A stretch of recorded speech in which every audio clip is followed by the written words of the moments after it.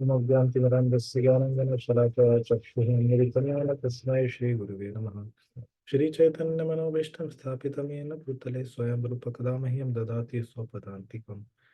वन्देऽहं श्रीगुरोः श्रीयुतापद्कमलं श्रीगुरून् वैष्णवांश्च श्रीरूपं साग्रजातं सहगना रघुनाथान्वितं तं सजीवं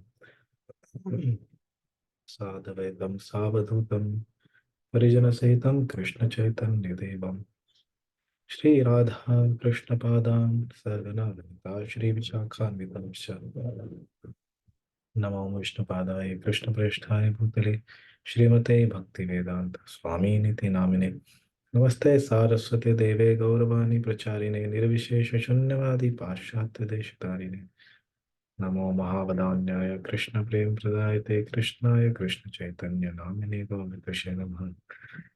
हे कृष्ण करुणा सिंधु दीनबंधो जगतपते गोपेश गोपिका कांत राधा कांत नमोस्तुते तप्त कांचन गौरांगी राधे वृंदावनेश्वरी वृषभानुसुते देवी प्रणमामि हरिप्रिये वाञ्छाकल्पतरुभ्यश्च कृपा सिन्धुभ्य एव च पतितानां पावनेभ्यो वैष्णवेभ्यो नमो नमः। जय श्री कृष्ण चैतन्य प्रभु नित्यानंद श्री अद्वैत गदाधर शिवासादि गौर भक्तवृंद हरे Krishna Krishna Krishna Hare Hare Hare Ram Ram Ram Hare Hare. Hare Krishna, welcome all the devotees for the discussion on Bhagavad Gita. So we are discussing on chapter 8. So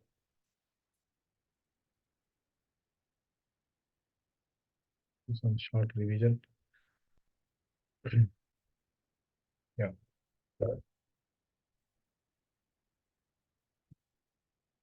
So today my volume may be little low. My health is not very good. So you may require to increase volume from your side.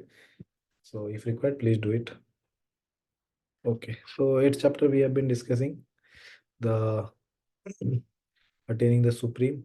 Srila Prabhupada is titled Tarak Brahma Yoga. This is titled by Baldev Vidyabhushan.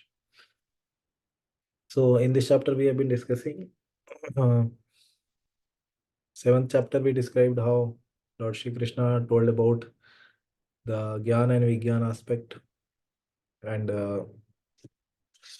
Lord Krishna he ended the last chapter with few technical terms, 7 terms basically, and then Arjuna asked about those 7 terms. So Kim Tad Brahma, Kim Adhyatmam, Kim Karma Purushottama, Adhibhutam Char Kim Proktam, Adhidevam Kim Uchyate. So this has 5 terms, sangyas, and then in the next second verse, Arjuna asked about the other two. Adegya katham ko atra dehe asmin madhusudana priyana kale cha katham geyo asi niyatatma bhi. So two more terms he described in this 6th and 7th in this verse. So two verses, 7 questions. Okay, and then Lord Shri Krishna answers in third verse. He answered 3 questions. So he says, Shri Bhagwan Vaja Aksharam Brahma Paramam Swabhavo Adhyatmam Uchyate Bhuta Bhavo Udbhava Karo Visarga Karma Samhitam. So he told these 3 terms Brahma, he told Aksharam Paramam. Okay, that is a indestructible transcendental living entity, Jivatma basically. And then he told about Adhyatma, Swabhava Uchyate. So what is that? That eternal nature, the nature of the living entity is called Adhyatma, Swabhava. And then third thing is karma. What is karma sangya? So you say bhut bhava udbhava. So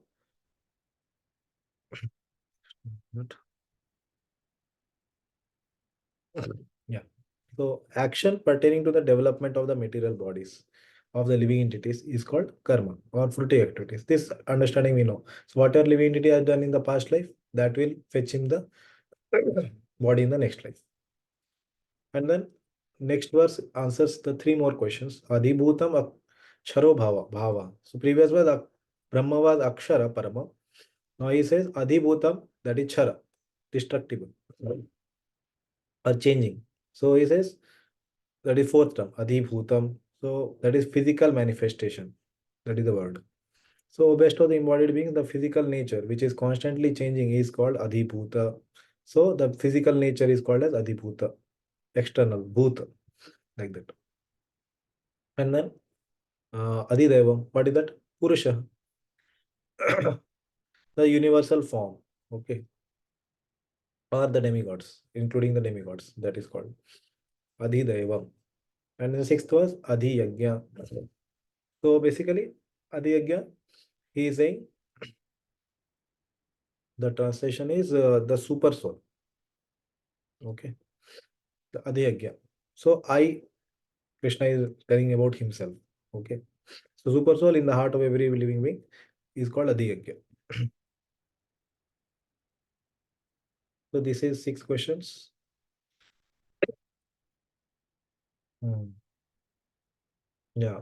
Then he goes ahead. Yeah. So now seventh question is answered. Priyan Kale. Yeah. So Antkale च मामेव स्मरण मुक्त्वा कलेवरम या प्रयाति समद्भावम याति नास्ति अत्र संशय. Antkale or Priyan Kale, same thing. So he's saying what is the significance of the time of death. So whoever at the time, at the end of his life, quits his body remembering me alone, at once attains my nature. Of this there is no doubt. Okay, so this all practice is told for whom? For the Yoga Mishra Bhakta. How the Yoga Mishra Bhakta is knowing all about these seven aspects before quitting his body. So that we have to also understand. Okay, this is Yoga Mishra Bhakta as the practices here.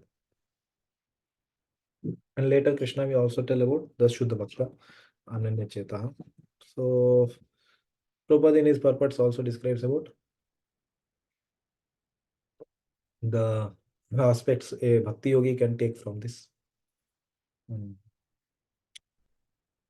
यम यमापि स्मरण भावम त्यजति अन्ते कलेवरम तम तम एव इति कौन्तेय सदा तद्भाव भाविता. So whatever state of being one remembers when he quits his body, O son of Kunti, that state he will attain without fail. So this is the general principle, which is principle of the nature. And then seventh verse he says, therefore, tasmat sarveshu kaleshu mam anusmara yuddhacha maya arpita mano buddhi mam eva ishyasi asamshayah. Okay, so you'll attain me without fail if you always think about me. Hmm. अभ्यास योग युक्तेन चेतसा नान्यगामिना परमं पुरुषं दिव्यम याति Partha अनुचिंतयन. So if one is not able to concentrate his mind at all the times, what he should do? He should do abhyas yoga, practice, practice of meditation. So we discussed about that. He who meditates on me as the Supreme Personality of Godhead, his mind constantly engaged in remembering me, undeviated from the path, he is sure to reach me.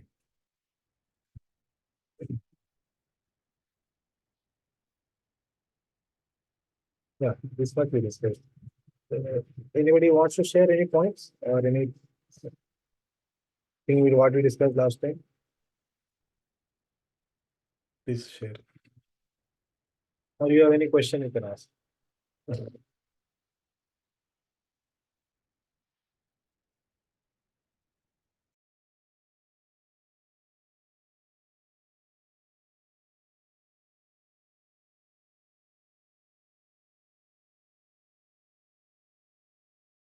Okay, if not, then we'll go ahead with the ninth verse. So today we'll try to complete. See, we'll see till where at least this section till 22. Okay, till 22 we'll try to do.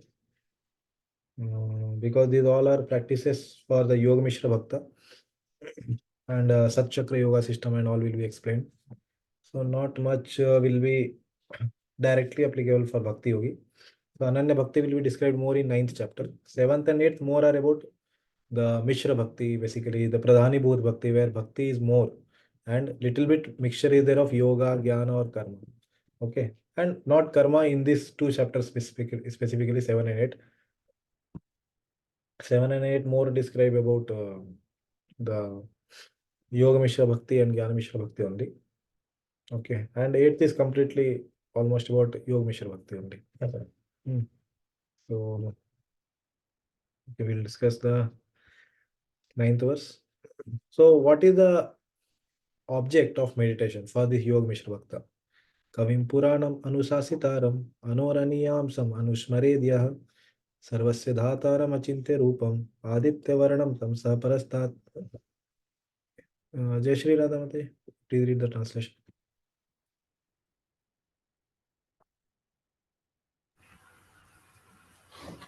One should meditate upon the Supreme Person as the one who knows everything, as he who is the oldest, who is the controller, who is smaller than the smallest, who is the maintainer of everything, who is beyond all material conception, who is inconceivable, and who is always a person. He is luminous like the sun, and he is transcendental beyond this material nature. Yeah. So actually, in this translation, Prabhupada has included all the nine aspects. So nine aspects are mentioned here of remembrance for the Yoga Mishra Bhakta.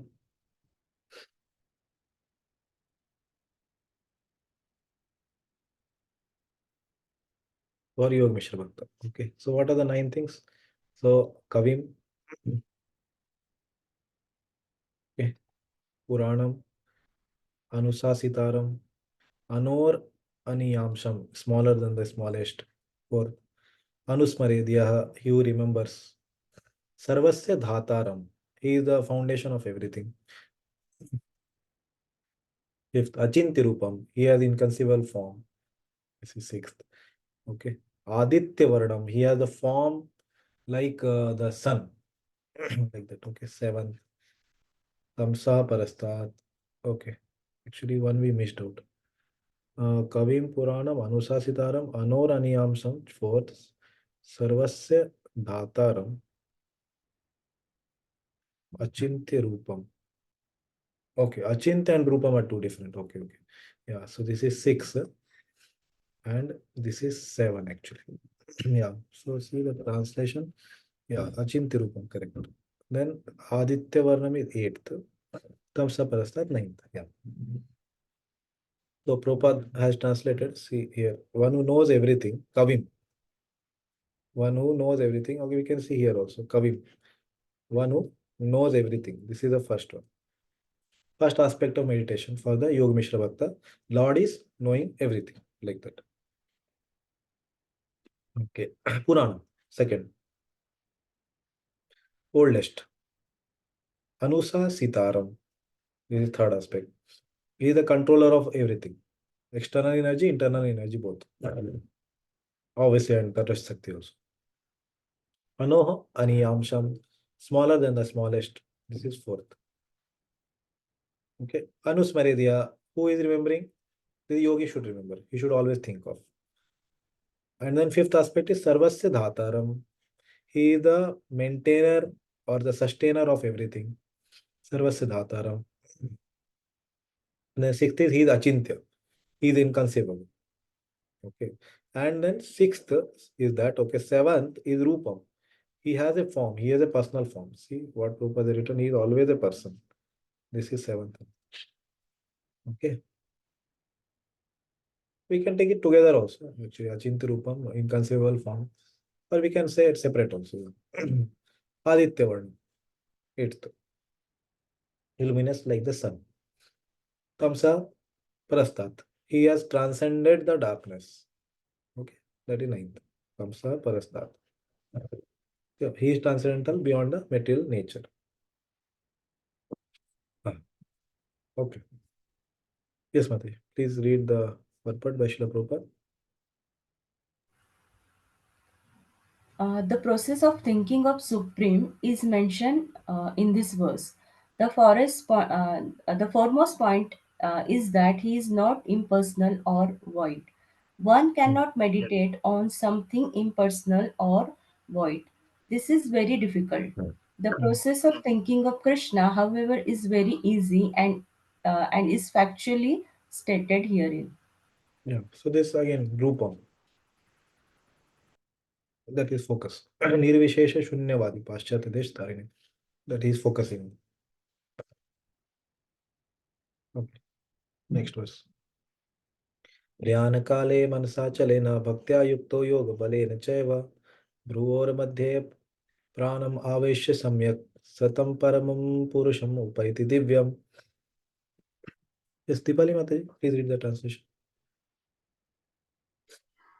One who at the time of death fixes his life air between the eyebrows and by the strength of yoga with an Mm. undeviating mind engages himself in remembering the Supreme Lord in full devotion will certainly attain to the Supreme Personality of Godhead.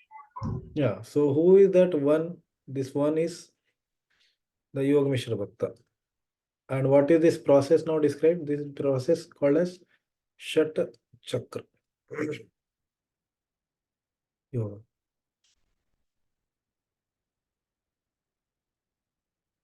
Okay, so Prabhupada will tell that in the purport. Yes, Mataji. In this verse, it is clearly stated that at the time of death, the mind must be fixed in devotion to the Supreme Personality of Godhead. Mm. For those practiced in yoga, it is recommended that they raise the life force between the eyebrows to Mm. Agya Chakra. The practice of Shata Chakra Yoga, involving meditation on the six chakras, is suggested here. A pure devotee does not practice such yoga, but because he Mm. is always engaged in Krishna consciousness, at death he can remember the Supreme Personality of Godhead by his grace. This is Mm. explained in verse 14. Yeah. So same thing. So this whole thing is the practice of Yoga Mishra Bhakta who have the prominent part Bhakti but little bit Yoga. And this is about Kevala Bhakta. Okay. So in 14th verse, it will be described how Ananya Cheta that person is. He doesn't have any other goal, any other mixture in his process, in his sadhana. Okay. So here Prabhupada is saying Prayan Kale. So he should remember these nine aspects about the Supreme.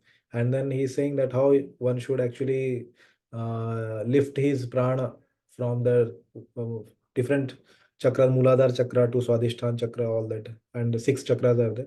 And finally bring it to the middle of eyebrows. And then concentrating the prana. Along with the prana, what comes up is soul, because soul is considered to be Atma, is considered to be floating on the prana. So that comes, and then he concentrates on the middle of the eyebrow. Then from there he forces it to eject from the Brahmarandra. And at a particular time, that time will be described in future verses. Okay. Yes, Mataji. One cannot suddenly remember the Supreme Lord at death. One must have practiced some yoga system, especially the system of Bhakti Yoga. Okay. Just 1 minute. Something happened here. This was Srila Prabhupada's. Yeah.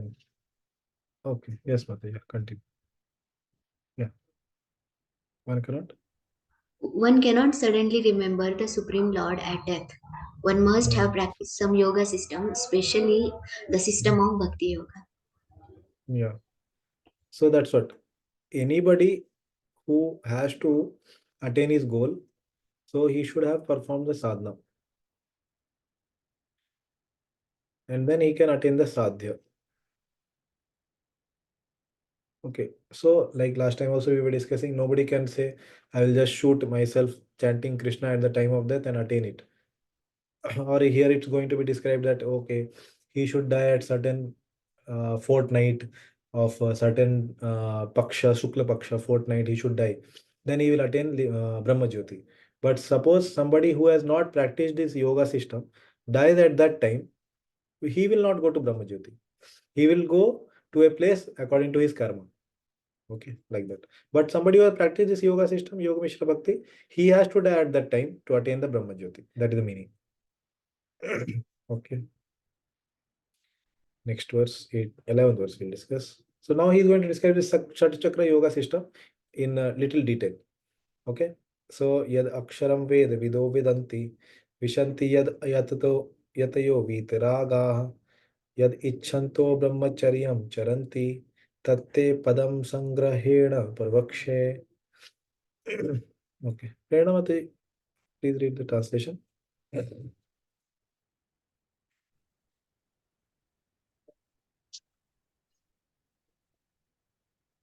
Person who are learned in the Vedas, who utter Omkar, and who are great sages in the renounced order, enter into Brahman. Desiring such perfection, one practice celibacy. I shall now create, explain to you this process by which one may attain salvation. Yeah. So again, now Vrindavan. Krishna is describing about the process of this Sat Chakra Yoga system in detail. So two things are told here. So what is the destination? Enter into Brahman. So this is the destination. Okay. So and what do they do? They utter Omkar. Okay. And they are great sages in the renounced order. Okay. And their desire is perfection. This is their sadhya. And they practice celibacy. Okay. So sadhana and sadhya both are described. Okay. Sadhana and sadhya of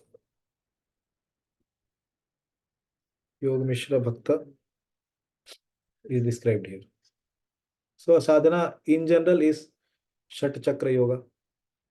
Sadhya is Brahma Jyoti. Okay. So these in general we know. But this Sat Chakra Yoga, what in specific, these are things told here. Okay. So you should learn the Vedas. You should utter Omkar. And they are practicing renunciation, renounced order, brahmacharya. And this is sadhya. Okay. Practice celibacy, same thing, renunciation. Okay, that is what here is told about sadhana. And sadhya is brahmacharya. Okay.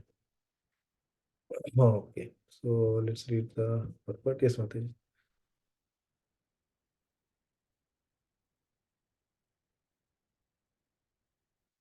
Prerna Mataji. Yes, Prabhuji. Lord Shri Krishna has recommended to Arjuna the practice of Sat Chakra Yoga, in which one places the air of light between the eyebrows, taking it for Yeah, yeah. granted that No, no, we are Arjuna. not reading full, Mataji. We are just Okay. reading part of the purport because whole thing may not be required and you can read it later. Okay. So this whole thing describes the Sat Chakra Yoga system. Yes, please read this. Unless one practices celibacy, advancement in spiritual life is very difficult. So you can read this purport later, devotees can read. So Prabhupada explains in this that practice of his celibacy, it's very, very important. And as such, whether one is grihastha or a brahmachari, in the student life, one should have practiced celibacy. Many places it is focused in Bhagavatam also. But if not, whatever is the situation, he should try to continue practicing Krishna consciousness now in the best of that possible way. Okay. So it says sthane sthita sutigatam tanuvan manubhi. So whatever place one may be, sthane sthita.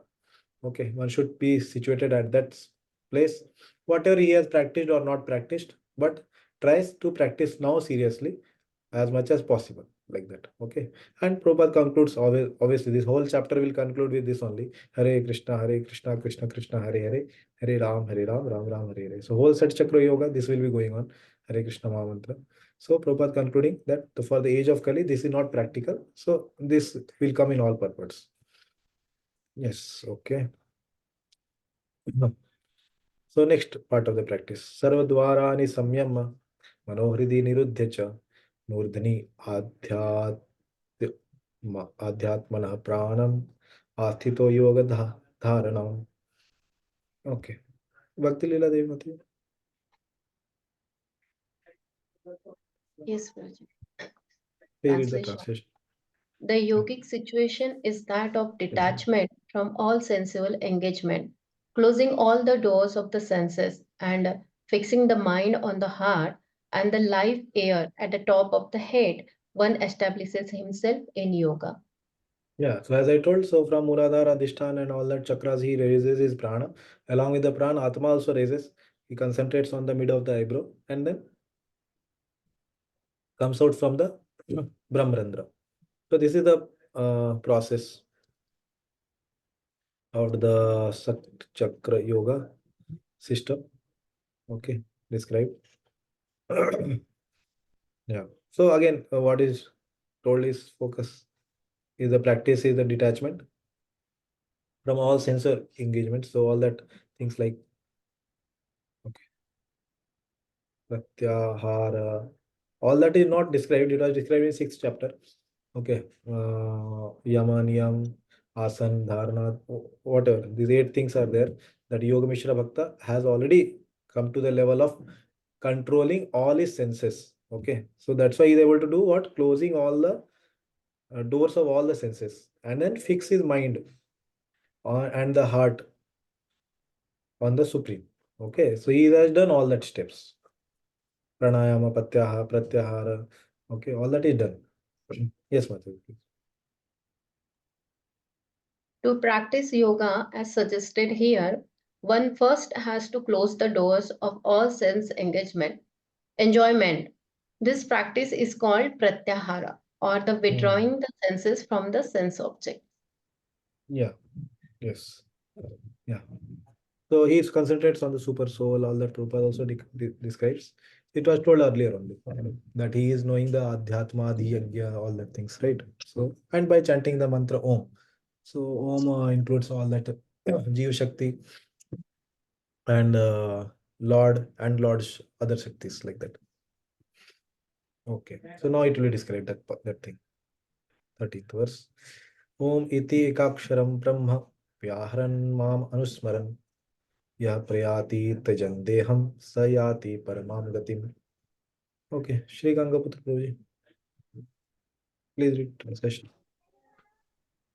After being situated in this yoga practice and vibrating the scared syllable Om, the supreme combination of letters, if one thinks of the Supreme Personality of Godhead and quits his body, he will certainly reach the spiritual planets. Yeah. So, what is yoga practice? This is Chakra Yoga. Yoga Mishra Bhakta is practicing. So, what is he doing? As it was told earlier, vibrating, he was chanting the sacred mantra Om, syllable Om. So, Prabhupada will say Hare Krishna Mahamantra already includes the supreme combination of letters. Vyaharan, he is vibrating that. Okay. And then if one thinks of the Supreme Personality of Godhead, Mam Anusmaran, then what happens? Yaha Priyati Tejan Dehan, at the time of leaving is there, Tejan Deham, Yaha Priyati, he attains Paramam Gatim. What is Paramam Gatim? Attaining Brahma Jyoti. Correct. Can reach the spiritual planets. Basically, here he is wanting to reach Brahma Jyoti. But for a devotee, Prabhupada is saying he will attain the Goloka planet or Vaikuntha planet like that. Okay. Yeah. So this is further explanation of Shat Chakra Yoga system. Yes, Prabhuji, please read the purport. It is clearly stated here that Om, Brahman, and Lord Krishna are not different. The impersonal sound of Krishna is Om, but the sound Hare Krishna contains Om. Yeah. The, Read. the devotees of Krishna enter the Krishna planet Golok Vrindavan. For the personalists, there are also innumerable other planets known as Vaikuntha planets in the spiritual sky, whereas the impersonalist remains in the Brahma Jyoti. Yeah, so that's what in the translation Prabhupada told is spiritual planet. Here he is clarifying. It's not only spiritual planet, it's also Brahma Jyoti, the person will attain Yoga Mishra Bhakta. Yeah. So this was a process. Basically, this told more about the destination. We can say destination of Sat Chakra Yoga practitioner or the Yoga Mishra Bhakta. Okay. So this was explained in this section about the attainment of the Yoga Mishra Bhakta, how he remembers Krishna. Okay. Any questions on this? Yeah, Kishore Madhupur. Prabhu, can you please elaborate more on how Om is content in Hare Krishna mantra? Or that is part A, and part B just related to that. Many other followers of other sects basically, they say that they question sometimes that why Hare Krishna mantra only, because there are a lot of other mantras also. Yeah, correct. So first thing is As Prabhupada has told here, the chanting of Hare Krishna mantra is clearly recommended for this age. So if one quits his body at the end of life chanting Hare Krishna, he reaches one of the spiritual planets according to the mode of his practice. So first thing is, as you asked, how is it contained in this? So technically, I don't know how Hare Krishna Mahamantra contains Om, but Hare Krishna is said to be Mahamantra. And the way Prabhupada is explaining is that the destination of a Bhakti Yogi is spiritual planets, spiritual world. Okay. And the chanters of Om, they attain Brahma Jyoti. Okay. So now Brahma Jyoti is effulgence coming from the spiritual world basically. Okay. So just like we say the sun, sun means it includes both sun planet as well as the sunlight. So that's why when we say Hare Krishna Mahamantra, it includes even the Om and its destination Brahma Jyoti, because it's coming from a spiritual world only. Okay, from Krishna's toe name. Okay, so we can understand in that way the destination is already contained in it. In that way, also Prabhupada can be explaining. So technically, I don't know, Prabhu. I have not read anywhere. And second part, it's not necessary that everybody will chant Hare Krishna. Just because we like to chant Hare Krishna, we cannot force everybody to chant Hare Krishna. Everybody has their own path, their own goal. Somebody has a goal of attaining Brahma Jyoti, he can attain it through Hare Krishna also. But for them, recommendation is chanting Om. And for us who want to attain Goloka, for us, recommendation is chanting Hare Krishna. We may not chant Om. So everybody has their own choice, and we should respect their choice and their whatever destination they want to attain. But if they want to hear from us, oh, please tell us the glories of Hare Krishna Mahamantra, then we can preach. If they don't want, then we should not force. Does that answer, bro? Srinath काय करते चालू Okay, आहे? Prabhu. Yes. So now, Lord will contrast this Yoga Mishra Bhakti practices with the pure devotional service. So this is the important verse we'll discuss. Ananya Chetaha Satatam Yomam Smarati Nityasa Tasyaham Sulabha Partha Nityayuktasya Yoginah. Yes, okay. Not read. Mukund Patru. Yes, please read.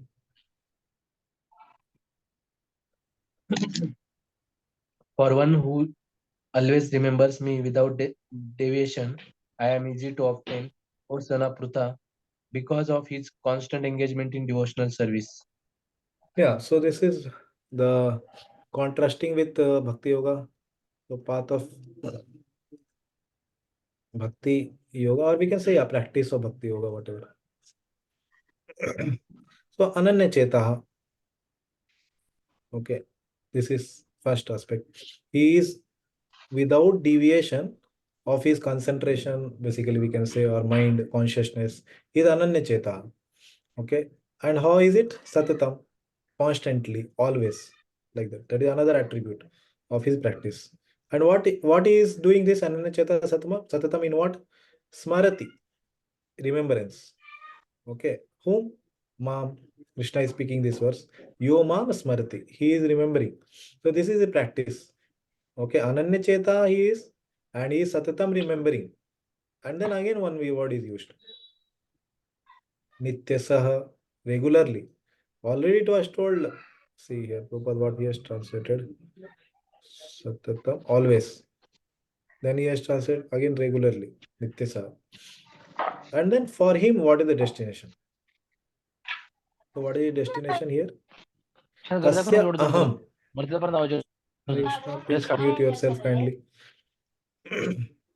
Tasya aham sulabham partha. Oh partha, ते तू कुठं का for ते him I am पडेल sulabha करायला. nityayuktah yuktasya yoginah. Again nityayuktah word is used. Okay, and this is who? This is Bhakti Yogi. Can also be Yoga Mishra Bhakta, but he may not have all the attributes what was told earlier. Okay, fully fixing his concentration on Lord only. Okay, so Yogina word is used. This is any yogi, but specifically here it is Bhakti Yogi. Okay, so Nityuktasya, what is that? Regularly again, he is engaged. Okay, so this is fourth.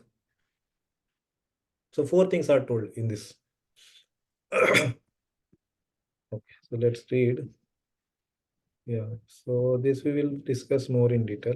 Yes, Prabhuji, please read. Yeah, everything we have to read here. Vishnu Thakur's.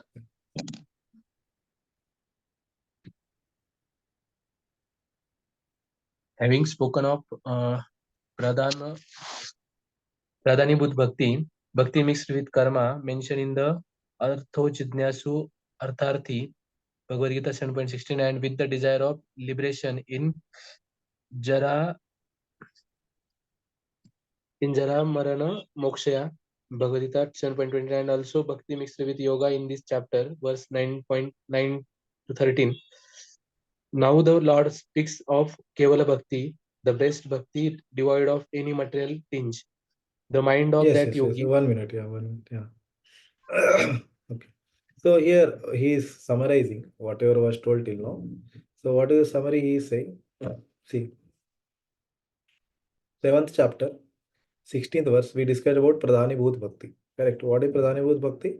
Where Bhakti is in majority compared to yoga, jnana or karma. Okay.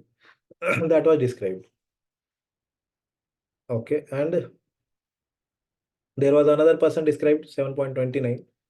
Okay. Who was also a Jnani, Jnana Mishra Bhakta, but he had a desire of attaining Brahman. Okay. So for him, the Jnana aspect was more compared to Bhakti. So he wanted liberation. He did not want to attain any other like Salokya or Shantarati like that. That was described in 7.29. And then ahead, Bhakti mixed with yoga in this chapter was described in 9 to 13. Who is this? This 9 to 13 is Yoga Mishra Bhakta. Correct. Bhakti mixed with yoga, where the Bhakti is much more than the yoga. Okay. And now in this verse, what is this verse? 8:14. Lord speaks of Kevala Bhakti, Shuddha Bhakti. Okay. So in between, in this 7th and 8th chapter, this Kevala Bhakti is coming. Like 7.1 was there, like that. Okay, the best Bhakti, devoid of any material tinge. Okay. Yes, Prabhuji. The mind of that devotee is free from performing other processes such as Karma Yoga or Jnana Yoga, free from worship of other persons or devatas, and free from other goals such as attainment of Swarga Moksha. Hmm. Can I read note as well? Yes. Note, the Jnana Mishra Bhakta referred to as the Jnani in the enumeration of the 4 types does not have a desire for material results nor for liberation. Therefore, he has not been mentioned in the previous sentence. However, the Jnana Mishra Bhakta retains some elements of the Jnana process while practicing Bhakti and is thus distinguished from the Kevala Bhakta who performs only Bhakti. Okay, yeah. This is some detail. Yeah. No, it's okay. Yeah. Yes, Prabhuji. Yeah. Thus, he is called as Ananya Chetasa, Ananya Cheta, with mind not thinking anything else except the Lord. He Yeah, why remembers me every. Ananyacheta? Why? Because there is no karma, no jnana, no yoga. See the last line here, what he said. Free from worship of other persons as devatas, free from other goals such as attainment of swarga or moksha. All that thing, karma yoga, jnana yoga is not there in him. Yeah, please do. He remembers me every day, Nityasa, constantly, Satanam, not depending upon appropriate time, place, person, or purity. I can easily attain Sulabha by that person, by that bhakti. It is not mixed with difficulties encountered in the practicing yoga, jnana, or other processes. He constantly desires association with me, Nityayuktasya, Yoginath, Yoginaha. Here refers to the person doing bhakti yoga, or it can mean a person who has relationship yoga with the Lord in Dasya Sakhya or other relationships. So these all relationships is possible only for a bhakti yogi. Okay, so here yogina refers to person doing bhakti yoga. Okay. Yes, please. Baldev with the questions. Having taught the process of bhakti mixed with yoga for those desiring liberation alone, the Lord now teaches pure bhakti, which was previously mentioned as a Eka Bhakti in relation to the Jnani with knowledge of the Lord who desired only the Lord. the person whose consciousness is in me alone, Ananya Cheta, not in any other methods such karma or Ashtanga Yoga, or not with any other goals such as Swarga, Lok or liberation, who desires only me, who through such a process of japa and deity worship continually satatam every day nityasa without regard for time, place or purity remembers me, the Supreme Lord, who drinks the breast milk of Yashoda, who appears in this world in many forms such as Narsimha and Rama, the only dear object such a person easily attains me, who am aware of his affection for me. He attains me easily, not encountering the difficulties in karma, Ashtanga Yoga, or other processes. Hmm. So yeah, Sulabha, basically. This is Sulabha. Easily he attains. So not encountering the difficulties. That is the word. Yeah. And then these all are practices of the Bhakti Yogi. These are all sadhana of Bhakti Yoga. That remembering our Smaranam, okay, the Supreme Lord, who Yashodanandan, like that. Like that. Yeah. Yes, please. Okay, just one minute. Yeah. This is little Sanskrit. Yeah. Prabhupada's okay. This verse especially describes the final destination attained by the unalloyed devotees who serve the Supreme Personality of Godhead in Bhakti Yoga. The Hmm. principles of this yoga system have some bhakti added, but this verse particularly mentions pure Bhakti Yoga without any mixture of jnana, karma, or hatha. Yeah. So this whole thing Prabhupada is saying is describing only Bhakti Yoga. Okay. Ananya Cheta, Satatam, Yomam Smarti, Nityasaha, Tasya Aham Sulabham Pata. All this is describing Bhakti Yoga. Nityukta Yogina. Yogi is Bhakti Yogi. Yeah. As indicated by the Lord, Ananya Cheta By the word. by the word Ananya Cheta in pure Bhakti Yoga, the devotee desires nothing but Krishna. A pure devotee Hmm. does not desire promotion to heavenly planets, nor does he seek oneness with the Brahmajyoti or salvation or liberation from material engagement. Yeah. So this whole thing actually the devotee considers as anartha. Okay. It's all meaningless for him for attaining his goal of Supreme Lord, prema for the Supreme Lord. So desiring for promotion to heaven. So devotee doesn't want to go to heaven or Brahma Jyoti or salvation to liberation from material entanglement, whatever. These all things he doesn't want. He wants anywhere, wherever the Lord may have. But let me have prema. Punascha bhuyad bhagavati anante ratim prasangas tadashrayeshu. Matsu yamyam upyami srishtim maitri atra sarv namo dvijebhya. So this Parishit Maharaj says that Punascha bhuyad, if I have to take birth again, Ratim prasangas tadashrayeshu. So let me have Rati for your sheltered devotees like that. So wherever a devotee may be, he wants only prema for the Lord and reciprocation with his devotees. Yes, please.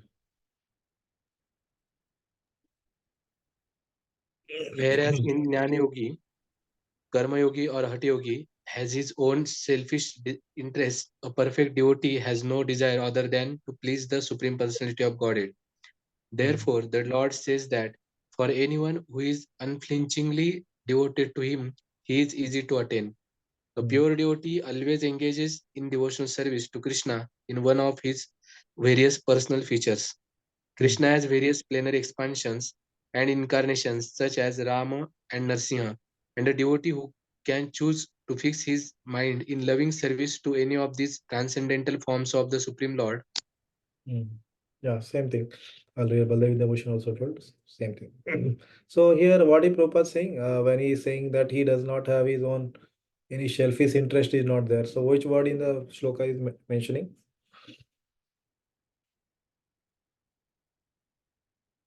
He has no other desire. What is that word in the Ananya shloka? Cheta. Yeah, Ananya Chetaha actually is saying. Okay. Without deviation to any other thing. Yeah. And then he is easy to attain. Sulabha. That's what Prabhupada is explaining. Yeah. Such a devotee meets with none of the problems that plague the practitioners of the other yogas. Bhakti yoga is very simple and pure and easy to perform. One can begin simply by chanting Hare Krishna. The Lord is merciful to all, but as we have already explained, He is especially inclined toward those who always serve Him without deviation. Yeah, again, Ananya Cheta. Like that. Yes. Yes. The special qualification of the pure devotee is that he is always thinking of Krishna without deviation and without considering the time or place. There should be no impediments.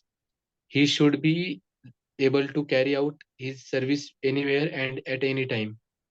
Yeah. So as we discussed earlier, Bhakti Yogi doesn't depend on auspicious or inauspicious time. He depends on the Lord. Lord takes care. Even if the Bhakti Yogi doesn't remember the Lord at the time of that, but the Lord remembers the devotee. Yeah. Some say that the devotees should remain in holy places like Vrindavan or some holy town where the Lord lived. But a pure devotee can live anywhere and create the atmosphere of Vrindavan by his devotional service. It was Sri Advaita who told Lord Chaitanya, "Wherever you are, O Lord, there is Vrindavan," as indicated by the words Satatam or Nityasa, which mean always, regularly, or every day. A pure devotee constantly remembers Krishna and meditates upon him. These are qualifications of the pure devotee for whom the Lord is most easily attainable. Bhakti Yoga is the system that the Gita recommends above all others. Yeah. So this is the conclusion of Gita. To practice Bhakti Yoga. Yeah. So Prabhupada is saying that one doesn't have to be situated in Vrindavan. Why? Lord Chaitanya was told, okay, Advaita Acharya told, wherever you are, oh Lord, there is Vrindavan. Okay. So it's not much dependent on external situation for a devotee. Okay. For a devotee, what is more important is how is his internal practice. Okay. Internally, whether he's able to think about Krishna. That's what Prabhupada told here. See, he should be able to carry out his service anywhere at any time. Okay. So if one has faith in the Lord, so based on his faith, he should practice, he should take up the elements which are anukul, favorable to his practice. Okay. So it should not be always external. Okay. Externally, I have to be in Vrindavan. I should have externally this service only. I should have this way of whatever prasad only. That is somewhat okay, but it should not be completely dependent on that aspect only. He should have some dependence on Krishna also. What is Krishna's arrangement for him? Okay, because ultimately Krishna is in control in the life of a devotee. Okay, and whatever situation Krishna has kept him in, and as much he possible he has tried to make it anukul, favorable, then he should practice satatam nityasaha, like that. Okay, it's not that all situations he should be able to, he should be tolerating. Even if it is unfavorable for bhakti, he is tolerating, not like that. If it is he is able to make it favorable, then he should go ahead, like that. So externally, one should not think that, oh yes, some saint I heard, some Swamiji, some Babaji I heard that, oh, you should always remain in Vrindavan and never, have a even a moment of separation from Vrindavan. So these all things looks like very, very esoteric and looks like very, very high level things. And our ISKCON never teaches this, but it is not the case. Okay, it is, NY also recommends Tishthan Vraje. Okay, but how? As a Anugami. So if the spiritual master says that one should remain in Vrindavan and do the service, then one should remain. If the spiritual master doesn't say that one should remain in Vrindavan, then one should stay somewhere wherever he is told and practice bhakti. So by that, he will have the vision of Vrindavan through that instruction. Okay. So this is very important to understand. Okay. Yes, Lou, please. In any of these ways, the Yeah, pure these ways devotee is is like, always yeah, basically five out of five rasas he has explained. The Madhurya, Vatsalya, Sakhya, like that. Yeah. Yeah, In please. any of these ways, the pure devotee is always constantly engaged in the transcendental loving service of the Supreme Lord and cannot forget the Supreme Lord, and so for him, the Lord is easily attained. A pure devotee cannot forget the Supreme Lord for a moment, and similarly, the Supreme Lord cannot forget his pure devotee for a moment. This is the great blessings of the Krishna conscious process of chanting the Mahamantra Hare Krishna, Krishna Krishna, Hare Hare, Hare Ram, Ram Ram, Hare Hare. Yeah. So that's what. Pure devotee never forgets the Lord, and Lord also cannot forget the Lord. So as we know, in the Amrish Maharaj pastime, so sadhuvo hridayam mahyam, sadhunam hridayam tuham, madanyat tena janati, naham tebhyo managapi. So even the Lord is saying that I am in the heart of the devotees, and devotees are there in my heart. Correct, like that. Okay. So now he is continuing in the next explanation of pure devotional service. मामुपेत्य पुनर्जन्म दुःखालयम् अशाश्वतं नाप्नुवन्ति महात्मानः संसिद्धिर परमां गताः. Okay.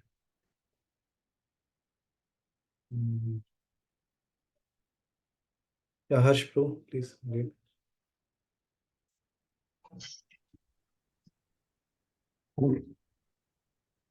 After attaining the great souls who are yogic in devotion, never return to this temporary world. This is full of misery, because they have attained the highest perfection. Yeah.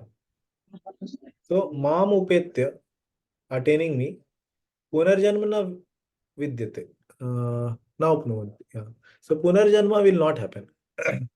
Where it will not happen? In this world called Dukkhalayam, place of misery. In this world, it won't be there. Which is having a Visheshana or the adjective. What it is? Ashashvatam. It is temporary. Okay. Okay. Napnuvanti Mahatmana. Such Mahatmas, such yogis, such great souls will not come again. Okay. And then what they will do? Samsiddhim, they will attain Paramam Gata, their supreme destination. Okay. Ultimate destination. What is that? So they may attain. So with respect to Bhakti Yogi, it will be Golok Vrindavan, Vaikuntha. With respect to Yoga Mishra Bhakta, it may be different destinations like Santrati, or it can be Salokya, or it may be Brahma Jyoti. But Yoga Mishra Bhakta will not generally want to go to Brahma Jyoti. But whatever is their destination, they will attain whatever they desire. Yeah. So this is no return from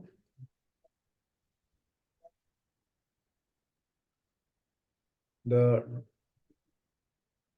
destination attained. Okay. So they will not return. And this place is called Dukhalam, so it will be explained here. Please read through.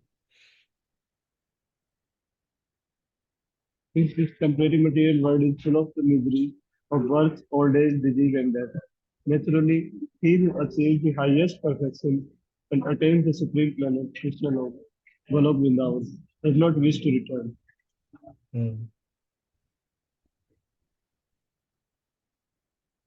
I read it.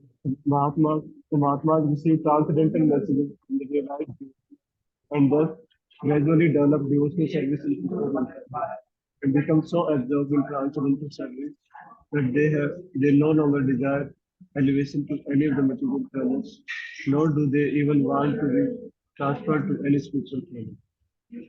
Yeah.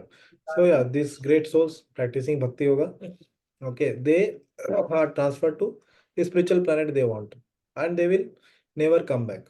And they don't desire Ananya Chetaha, they are not they are Ananya Chetaha. Okay, they don't desire any other material goals like that. Okay, so this world actually is called Ashashvatam, temporary, okay, and full of miseries. So, Dukkhalayam. Okay, so these two things actually we should also understand very important actually. That this place is actually place of misery. So one should not think and sometimes we hear in the YouTube motivational speakers they keep telling actually this world is not very bad. It depends on how you see this world basically. You should have positive thinking. Okay, all these things are very good to hear. And who don't like to hear something good? But these things are not for those who are grown up people. These things are like for children. For them, you can tell that yeah, this world is very good, have positive thinking. But those who are actually understanding, those who have good intelligence, they'll understand how much ever you have positive thinking, this world will give misery only. And sometimes these motivational speakers, they may tell something that, oh, if you work very hard, you can attain your goal, any goal, you can earn 1 crore, 200 crores, 500 crores, you can earn any money. They will never speak about the concept of how much you have karma, that much only piety you have, that much only you can earn. These things they will not speak. Okay, so these all things are like for cheating business. Ultimately, this world remains dukkhalaya only. Okay. And a devotee, he never returns to this world. That is the understanding. Yeah. I want only Krishna, and Krishna is a person, and nothing else. That is the highest perfection of life. Yeah. So Mamupetya, so after they attain me, they don't want anything of this world. It's like somebody has got big plate of Mahaprasadam. So if somebody is asked, okay, whether you want this Mahaprasad plate filled with gulab jamun, samosa, and all the things, but there is another plate where there is sukha chapati, dried 2 3 days dried like papad. So nobody will see that plate. He will be satisfied with the Mahaprasad plate like that. That's what Lord is saying, that by attaining my association, nobody desires to have anything of this metal world. Okay, understanding this is Dukhalayam, Ashashvatam, like that. Yeah. Yeah. So now Lord described about how the devotees attain the abode which is eternal. Okay. The destination they attain is eternal. Okay. Paramam. Okay. Ultimate destination they attain. And now he is describing that everything in the metal world is all place of Dukhalaya and misery. Okay. And also it is place where one goes again up and down. Brahma bhuvnaloka punar avartino arjuna mamupetya tu kaunteya punar janmana vidyate. Okay. Nagnichiti Mataji, please read. From the highest planet in the material world down to the lowest, all are places of misery, wherein repeated birth and death take place. But one who attains to my abode, O son of Kunti, never takes birth again. Yeah, again the contrast is made about the metal world versus the spiritual world. Okay. So what is the characteristics? So the highest planet in the metal world, that is Brahma Loka, Brahma Bhuvanat, Brahma Bhuvan, Brahma Loka, Satya Loka, like that. So from there to everything near the Patal, everything in the metal world to the lowest Patal are all places of misery. Hmm. Punaravartino. One has to come back again, like that. And there is repeated birth and death in those places, Punaravartino. But one who attains my abode, Mamupetya, to Konteya. Okay, Lord is saying about him, one who attains me, Punarjanma, rebirth. He doesn't have any rebirth, na vidyate, like that. Okay, yeah. Yes, Mataji. Commentary by Srila Prabhupada. All kinds of yogis, karma, jnana, hatha, etc., eventually have to attain devotional perfection in bhakti yoga or Krishna consciousness before they can go to Krishna's transcendental abode and never return. The practice of sacrifice called Panchagni Vidya, recommended in the Chandogya Upanishad, enables one to achieve Brahmaloka. But if on Brahmaloka one does not cultivate Krishna consciousness, then he must return to earth. Yeah.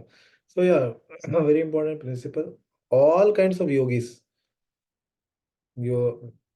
Ashtanga yogi, Jnana yogi, Hatha yogi, whatever, they have to attain perfection with devotional service in Bhakti yoga. Means what? They all have the mixture of Bhakti yoga in their paths, whether it's Ashtanga, Jnana, or Karma, whatever.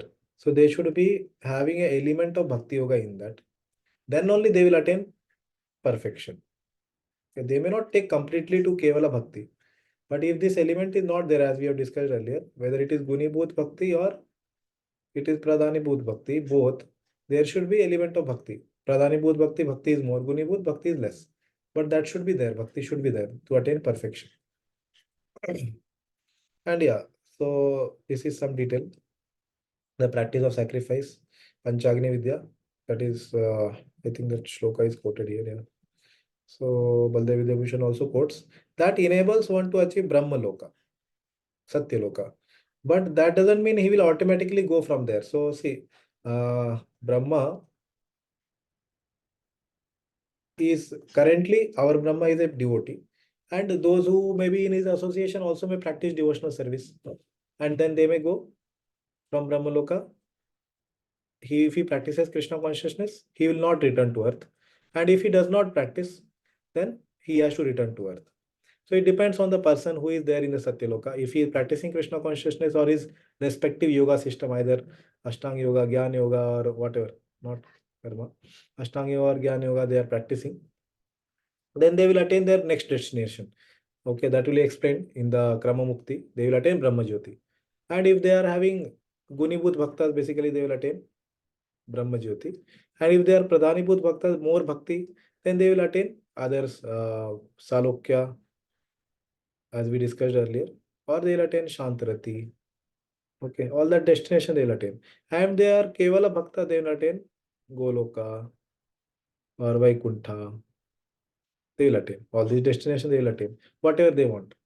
Because there is Bhakti element in all of their practices. Like that. Okay, but if one does not have any Bhakti element, then he will return to earth. That's the meaning. Okay. So now, yeah, see, 16th, here there are two parts. Abrahma Bhuvana Loka Punaravartino Arjuna. That there is a return to the material world, temporary material world. And then there is second part, Mamupete Dukonte Punarjanana Vidyate. And there is no return from spiritual world. Basically, these two things are explained. So this is elaborated now in 17 to 19. And this will be told in 20 to 22. Okay. So just note this. So about Brahma's life, planet, all the things will be explained in context that, okay, it may be very, very long, but it is temporary. Shastri Yuga Paryantam, Aharyad Brahmano Viduhu, Ratrim Yuga Sahasrantam, Te Ahoratra Vido Janah. Okay. Anuradha Mate, please read.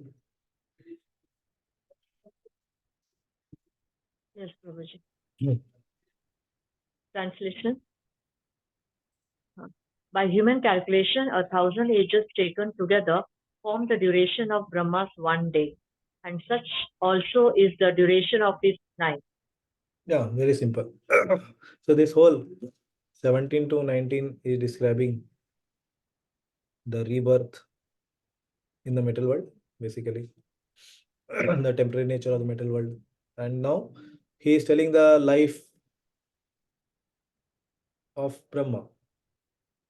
Okay, how is it calculated? So by human calculation, 1,000 ages taken together, what is 1,000 ages? Sahasra Yuga. Okay, Yuga. So that Sahasra Yuga together is called Kalpa. Okay. The Prabhupada will tell all the calculation in this duration of Brahma's one day. So this Kalpa is one day of Brahma and same is the night also for you. Like that is explained. Yeah. Yes, Madhuri, please read. The duration of the material universe is limited. It is manifested in cycles of kalpas. A kalpa is a day of Brahma, and one day of Brahma consists of 1,000 cycles of 4 yugas or ages, Satya, Hmm. Treta, Dwapar, and Kali. Hmm. Cycle of Satya is characterized by virtue, wisdom, and religion, there being practically no ignorance and vice, and the yuga lasts 1,728,000 years. Hmm. In the Treta Yuga, vice is introduced, and this yuga lasts 1,296,000 years. Yeah, 12,96,000. Okay. So this whole thing is 4 times the Kali Yuga duration. Treta means 3. So 3 times Kali Yuga. Like that. Okay, similarly, Dwapar Yuga will be how much? 2 times Kali Yuga. And Kali Yuga is 4,32,000. So if you add all that, Satya Yuga plus Treta Yuga plus Dwapar Yuga plus Kali Yuga. Okay, so this is 4 times, this is 3 times, this is 2 times, this is Kali Yuga. So 4 plus 3 plus 2 plus 1 is equal to 10. So this whole thing comes 10 into Kali Yuga, 10 times Kali Yuga. So Kali Yuga is 4,32,000 years. So that means 10 times Kali Yuga will be how much? 43 lakh 20,000 years. Okay, this is equal to 1 kalpa. Okay, so this is the duration of 1 day of Brahma. Similarly is the night. So 1 day plus 1 night will come together how much? Here Prabhupada is told.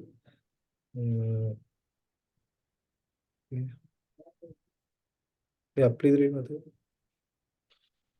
These 4 yugas, rotating 1,000 times, comprise 1 decade of Brahma, and the same number comprise 1 night. Yeah, so basically it Brahma becomes 2 kalpas. Okay, is equal to 24 hours of Brahma. So those who want to know this calculation can see here. So 24 hours Brahma is equal to 2 kalpas basically. Yes. Brahma lives 100 of such years and then dies. These 100 years by Earth calculations total to 311 trillion and 40 billion Earth years. Yeah. So yeah, 24 hours of Brahma is these 2 kalpas. So that you have to multiply by Brahmaji has in a year 360 days. Okay, 360 days years. So that becomes 1 year. And then how many years Brahma lives? 100 years. So this whole thing when you calculate it will come this 311 trillion 40 billion years. Okay. So 24 hours of Brahma is 2 kalpas multiplied by 360 days in a year and 100 years like that. Okay. Yeah, Matthew. These calculations, the life of Brahma seems fantastic and interminable, but from the viewpoint of eternity, it is a brief as lightning flash.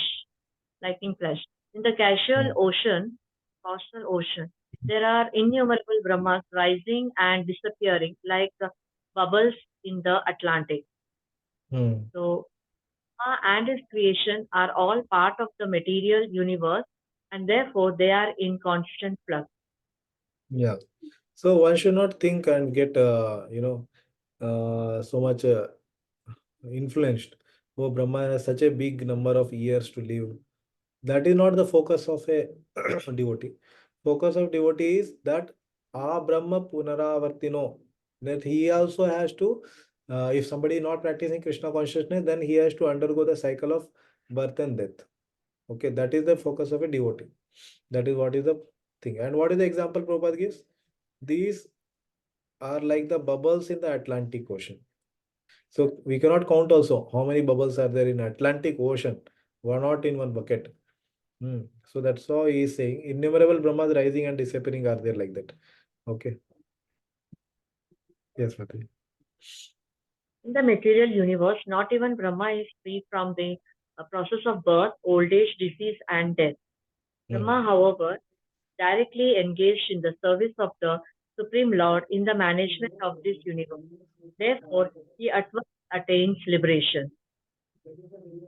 Elevated sannyasis are promoted to Brahma's particular planet, Brahmaloka, which is the highest planet in the material universe and which survives all the heavenly planets in the upper strata of the planetary system.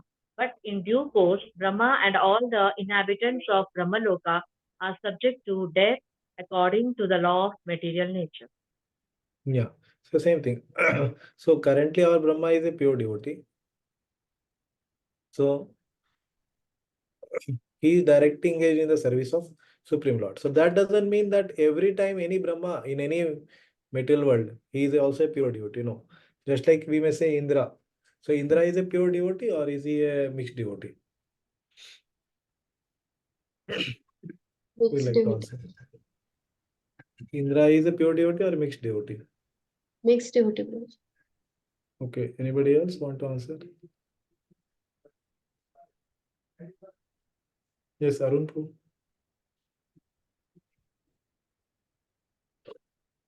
Okay, somebody else. Pranavati. Somebody unmuted. Okay, whether Indra is a mixed devotee or pure devotee?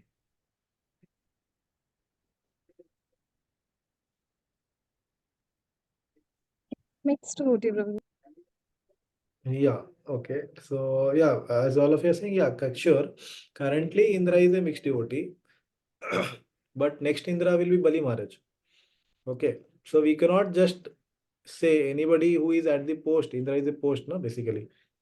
So, Indra is a post. So, currently, the person who may be there and whose stories we may read in Bhagavatam, he may be mixed devotee, but next Indra will be Bali Maharaj. So, he is a pure devotee. So, it's not that we can say that always a post will be occupied by a pure devotee or a mixed devotee. Similarly, Brahma, he is currently a pure devotee. Okay. But that does not mean always to become Brahma, pure devotional service only is required. No, for Brahma post, what is required is 100 life of perfect Varnashrama. That if anybody does 100 lives perfectly Varnashrama, he will attain the post of Brahma. So it is said in the Rudra Gita, 4th canto, 24th chapter, that is mentioned that Swadharma Nishtha Satajanma Bhi Puman Virinchitam Eti. Virinchi is Brahma. So what he has to do? Swadharma Nishtha means Varnashma. He has to follow his own dharma properly. Swadharma Nishtha Satajanma. How many lives? 100 lives. Puman, any person. So what he will do? Virinchitam eti tata param himam. Virinchitam eti means he'll become a Brahma. And tata param himam. Lord Shiva is speaking this verse. He's saying, and if somebody does beyond that, he will attain me. Okay. So for attaining the post of Brahma, one has to just follow this 100 life perfectly Varnashma system. And obviously that is not very easy, very difficult. So same thing for Indra, what is required? Not it's not required that he has to be mixed devotee. Then only he will become Indra. Not like that. So it's a post which requires some universal management. Okay. Like suppose any hostel is there, warden is there. So sometimes the warden may be a devotee, sometimes it would have been like one of my friend, he was a warden. So he was a devotee of the college. So that doesn't mean that particular college, the warden is always a devotee, or to become the warden of that college, one has to be a devotee. It is not like that. At some time, some person of who was the warden, he was a devotee. Okay. So one should not have that kind of understanding. So Indra is surely now current Indra is his name is Purandara. Okay. For this current Manvantara. Okay. So Vavishwat Manvantara, Purandara is the Indra. So who might have been a mixed devotee as the description of Bhagavatam. And currently he maybe got purified also. We don't know. Okay. So that is long back, all that mentioned in Bhagavatam. So anybody who is ready to do that universal management, okay, he can do. It's not required that he has to be mixed devotee. Okay. Okay. Yeah. So this section continuing. So he is describing about the life of Brahma and how the temporariness of this metal world, even Brahma Loka. So he is going, yeah. Avyaktavyaktaha sarva prabhavanti ahar agame ratri agame praliyante tatreva avyakta samyake. Okay. Who will not can read? Kishore Madhaprabhu, would you like to read?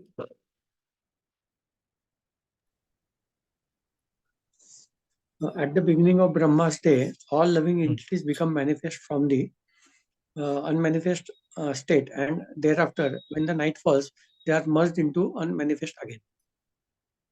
Yeah. Yeah, this is describing about what happens in the Brahma's day and night, like that. So he is saying, at the beginning of Brahma's day, aha agame, aha means day, agame, all the living entities become manifest. Prabhavanti. Avyakta, Vyakta, from the unmanifest to manifest. Who? Sarva, all living entities. And then what happens? This is in the day. And then night. Night, what happens? Ratri Agame. When the night comes, Praliyante. Everything is annihilated, destroyed. Okay. Tatra Avyakta Samyake. And it all become unmanifest. So this is all about the living entities in the day and night. Whose night and day? Description is about Brahma. Brahma. Brahma's day and night. Yes. Please read. Those who are less advanced than the above mentioned persons, the inhabitants of Swarga, Earth, and the lower planets, will meet destruction in each day of the Brahma. Note, the planets and inhabitants above Swarga, Loka are not destroyed at the end of Brahma's day, but those below are destroyed. Those on Brahma Loka may continue until the end of Brahma's 100 years. Yeah, At one the minute. commencement of So there are total 14 planetary system, correct? As we know. So in the 14 planetary system, the Earth is here. Okay, above that 6 are there. Below this 7 are there. So Earth is 14, like that we can say. 7 plus 6 plus 1. So Bhumandala is here. So above this there are 6. In that top 4, they are not destroyed. See here, the planets and inhabitants above Swarga Loka are not destroyed at the end of Brahma's day. So till where it is destroyed? Till Swarga. Till Swarga, everything is destroyed. So these 3 plus these 7 below, 10, they are destroyed. When? During the night of Brahma. Okay. Top 4 will not be destroyed. Okay, Tapaloka, Janaloka, Maharloka, and Satyaloka. These all will not be destroyed. Top 4. Yes, Prabhuji. at the commencement of Brahma's day, when Brahma awakens from sleeping state, Avyakta, all bodies, senses, objects of the enjoyment, and the places of the enjoyment, Sarva Vyakta becomes manifest. Yeah, so they were sleeping state in the night. So they all entered. Where were they sleeping? Somebody can tell. From these jivas, they were sleeping. Where they were sleeping?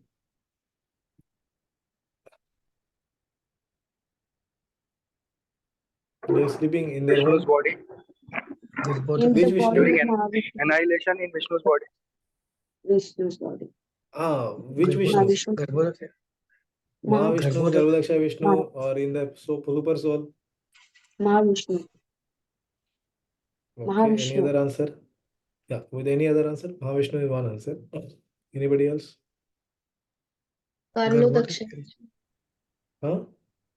Only 2 are remaining. You can tell one by one. One will be correct only. Karnodaksha Vishnu, surely he will not enter the super soul and sleep. Who only remains is Garbhodaksha Vishnu. Okay, only. See, Mahavishnu, Garbhodaka Shai.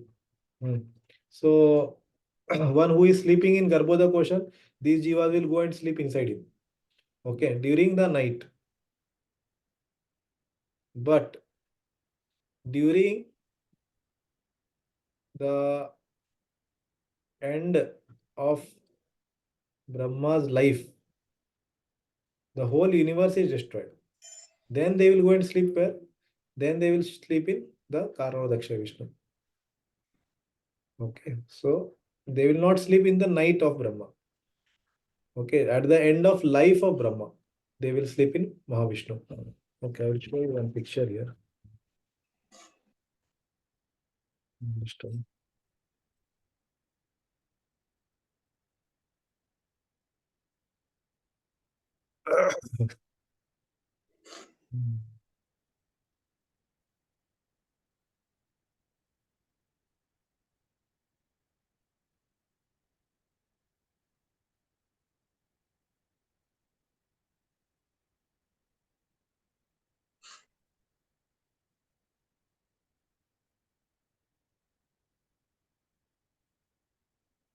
Yeah, is it visible? Yes, Prabhu. Okay, see Yes, here. Prabhu. This is our Bhumandala here, like this. Okay, here is Sumeru. Okay, I want to show only this part. See, Satyaloka, Tapaloka, Janaloka, Maharloka. These four top are not destroyed. Top four. Okay. So Dhruvaloka also not destroyed. So what will be destroyed? All the things below. Okay. Moon is Swarga. All this will be destroyed below that. Okay. Bhumandal, everything will be inside water. Atal, Vital, Sutal, Talatal, Mahatal, Rasatal, Patal, all these are there. They will be destroyed. Okay. Basically, this water which is there below, this whole water there below, Lord Ananta is here. Prabhupada question is there. So Vishnu is sleeping here. I will show in next picture. But these all water will be inundated. Okay. Okay. One more picture I will show. Oh. Mhm. Visible? Yes, Prabhu. Okay. So this is the universe. Yeah. So here Lord Vishnu is sleeping. Karbuda question. So Atal, Vital, Sutal, Talatal, Mahatal, Rasatal, Patal. These all water inundates. Bhuloka, Earth planet is here. And then above top four Satyaloka, Taploka, Janaloka, Maharloka, nothing will happen. Swargaloka, Bhuvarloka, and Bhuloka, and all this below. 7 plus Bhu, Bhuva, Swarg. 3, 10. These all will be destroyed in the night of Brahma. Brahmaji is here. Okay. And when the Brahmaji's life ends, then this whole universe is destroyed, and then everybody enters the body of this Karnodakshai Mahavishnu. Okay, that is the difference.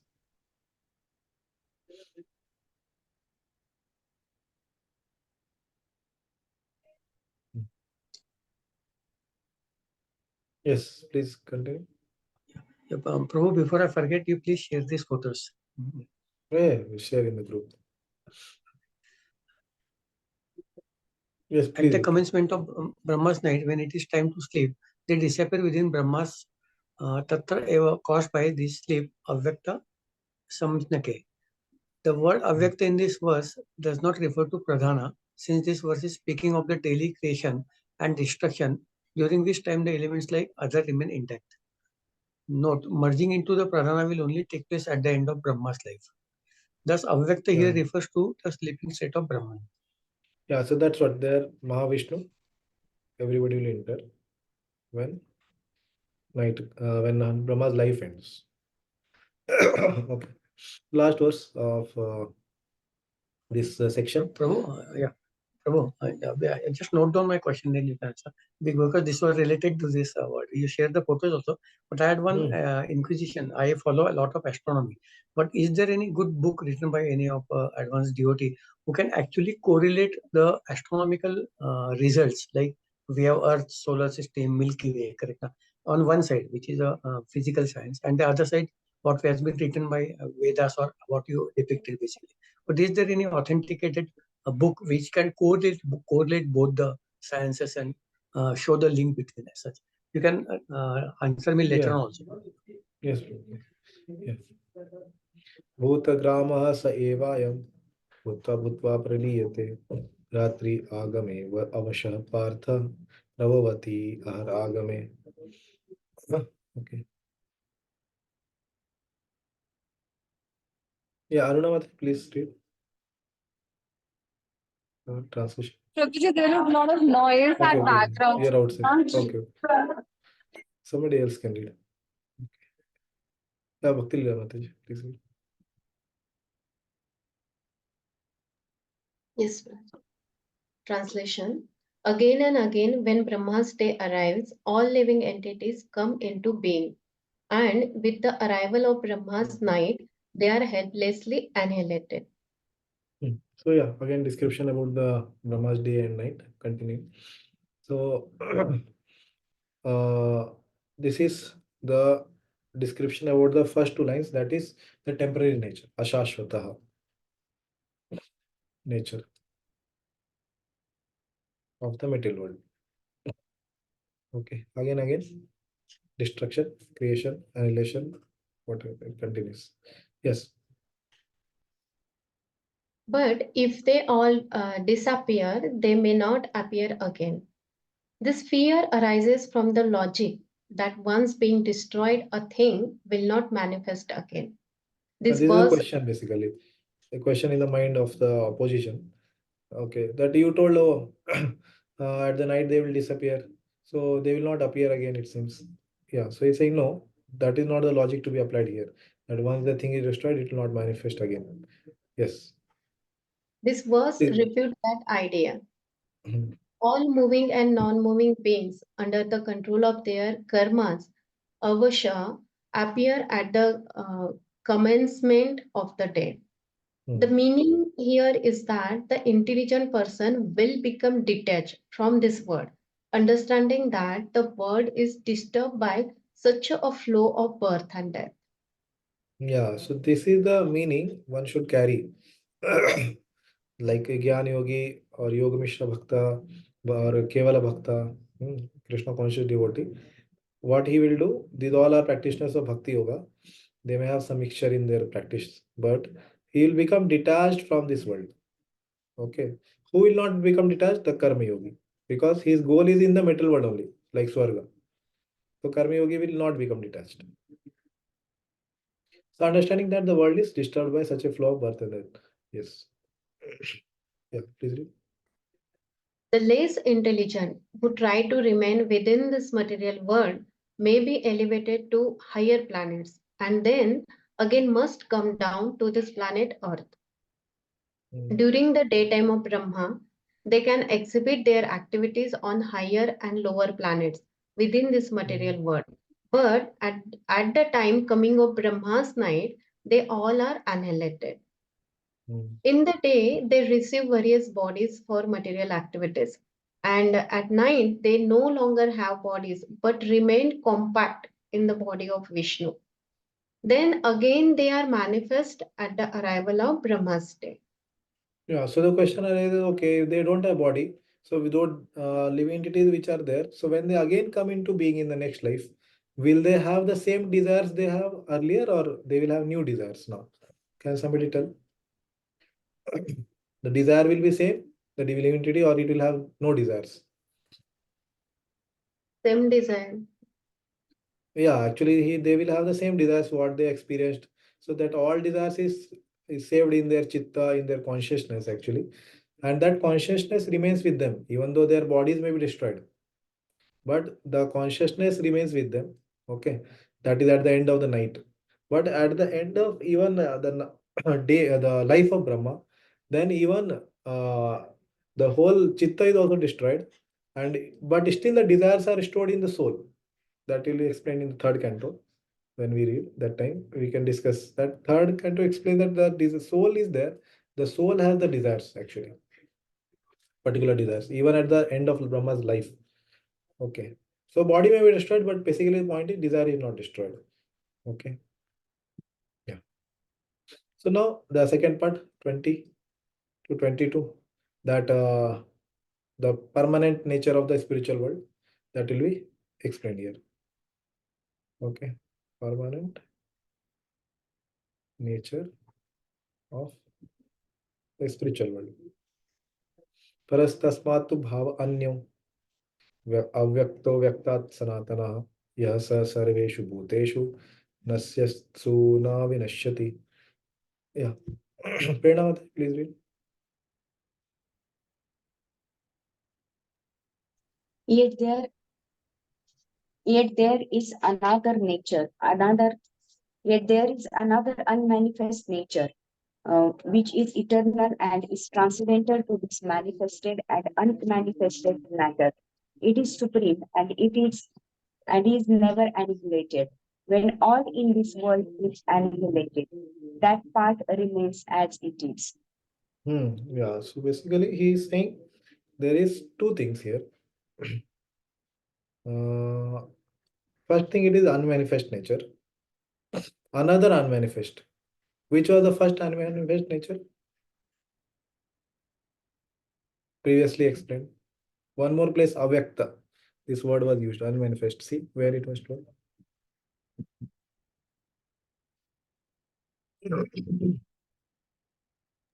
At the beginning of Brahma's day, Prabhuji?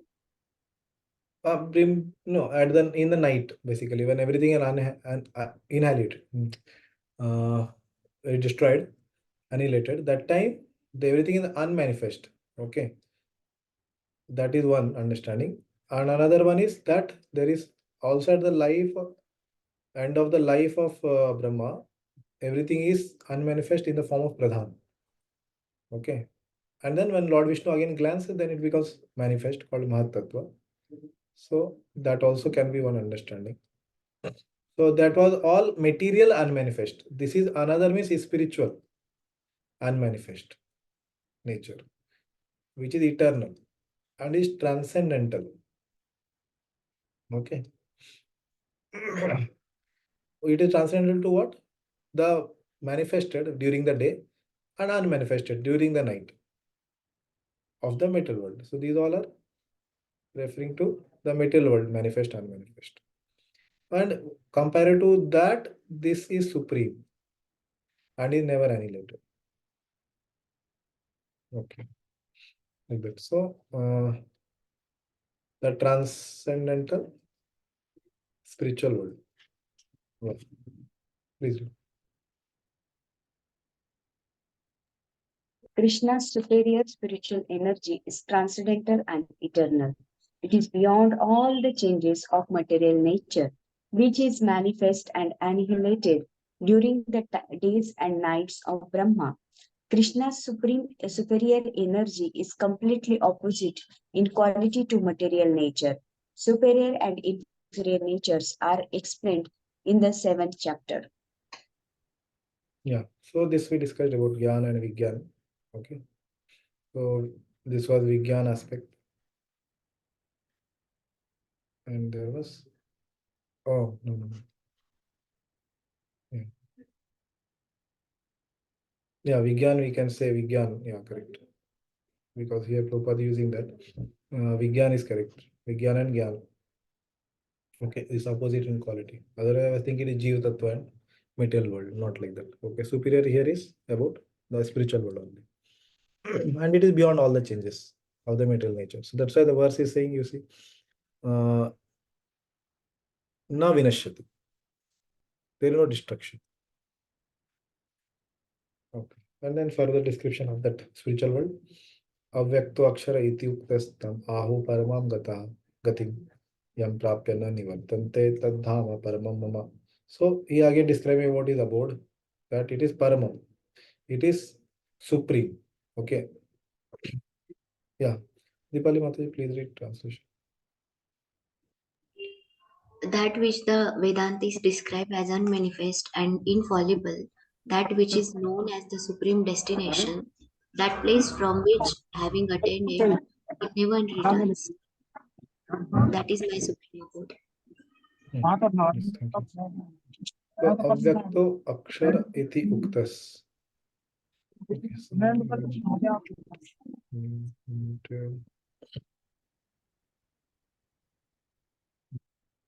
yeah. So the Vedantists describe as unmanifest and infallible. Avyakto akshara. Two words are used.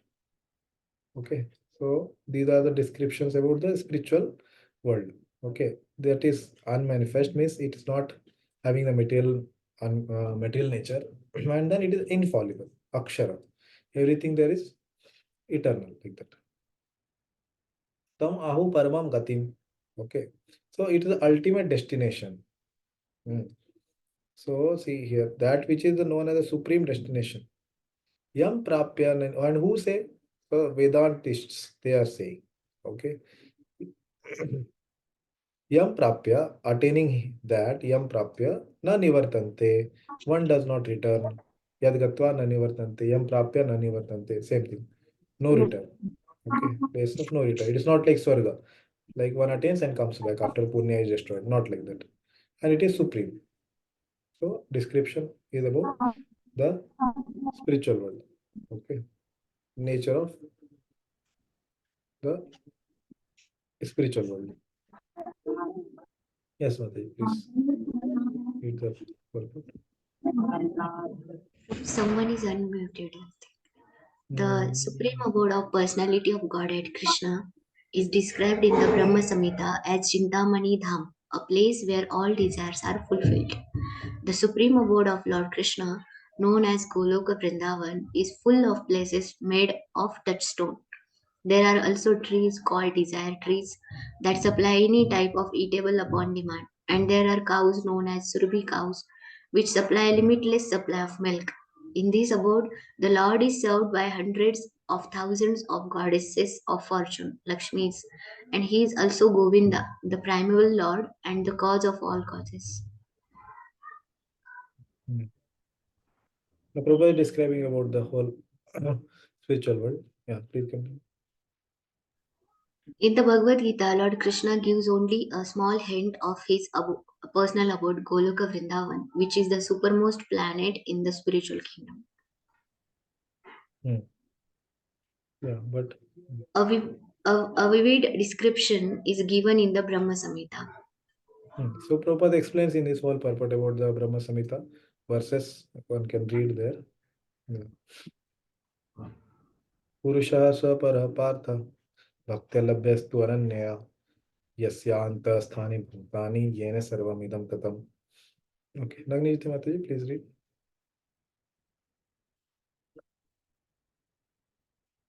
Nagniti Mataji, please read. Yes, Prabhuji. The Supreme Personality of Godhead, who is greater than all, is attainable by unalloyed devotion. Although he is present in his abode, he is all-pervading and everything is situated within him. Yeah.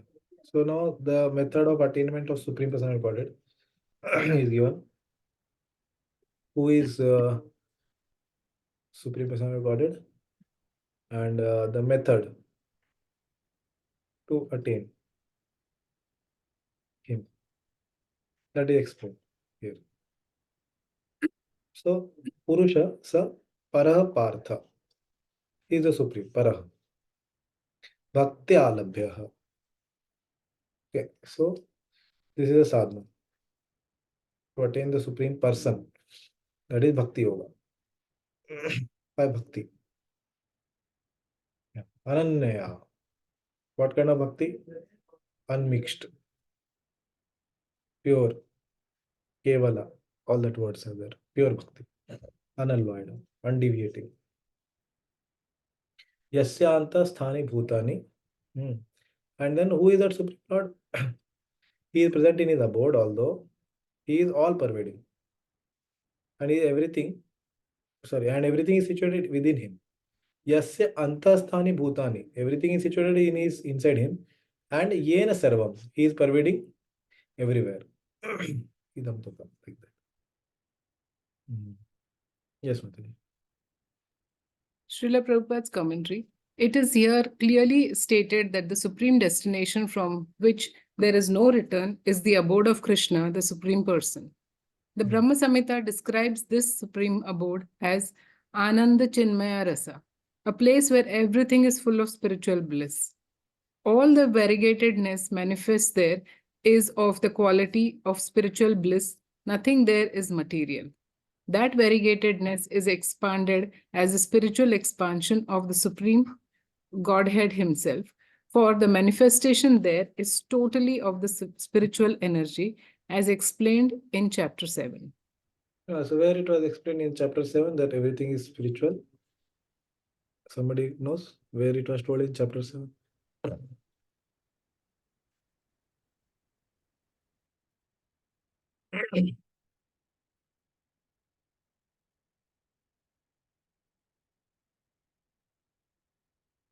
So the Vijnana aspect was also explained about the spiritual world. So Vijnana aspect he is telling about.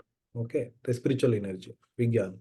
Jnana was the Tattva Shakti and Bahiranga Shakti. Okay, so yeah, same thing. Prabhupada explaining. Brahma Samhita describes that abode. Okay, like that.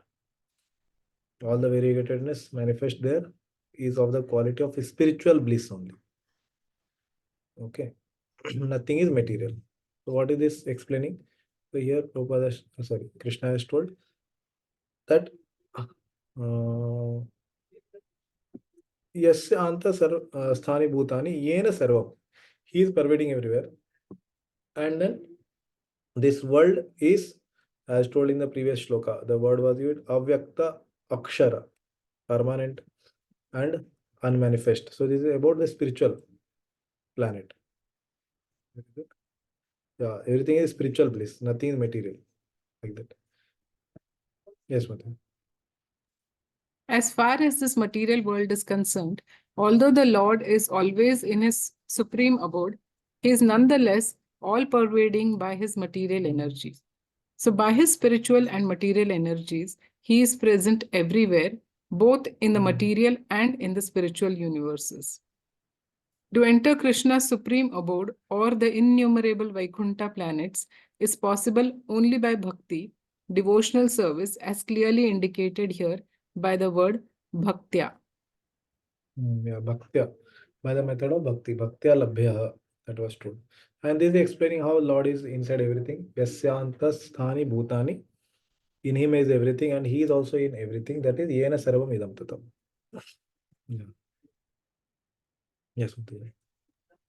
The Brahma Samhita 5.37 also confirms that although the Lord is always in the supreme abode, Golok Vrindavan, he is all pervading so that everything is going on nicely. Golok eva nivasyate akhilatma bhutaha. As stated in the Vedas, Shweta Vastara Upanishad. Just a minute. As stated in the Vedas, Parasya Shaktir Vividhaiva Shruyate Swabhaviki Jnana Kriya Cha. CC Madhya 13.65 per put.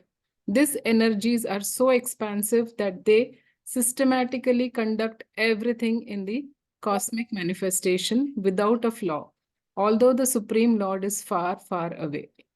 Yes, thank you. Yeah, so same thing. Brahma Samhita is explaining the abode of Lord Shri Krishna, and that is all pervading.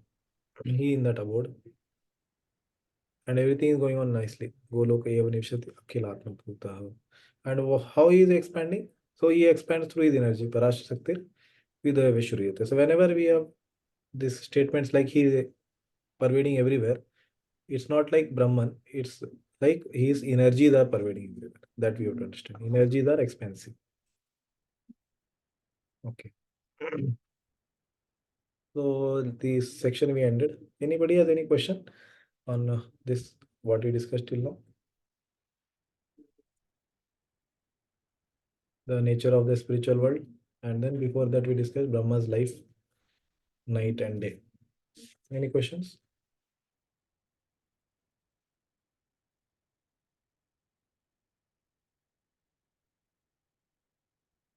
Okay, so we'll continue this section next. So now concluding, Krishna is speaking in this chapter. Supremacy of pure devotion in attaining Krishna, 23 to 28. He'll explain this. And before that conclusion, he will also explain about the two paths by which this Yoga Mishra Bhakta will attain respective destination. Two paths he is going to speak. So this is more about Yoga Mishra Bhakta, not pure devotional service. So we'll discuss only little. Yatra kale tu anavrittim avrittim chaiva yoginah prayat yanti tam kalam vakshyami bharatarshava. Okay. Jai Shri Radha Mataji, please read. Yes, Prabhuji. O best of Bharatas, I shall now explain to you the different times at which passing away from this world, the yogi does or does not come back. Yeah, so time of passing of Yoga Mishra Bhakta. Again, he is describing. Yes, Mataji.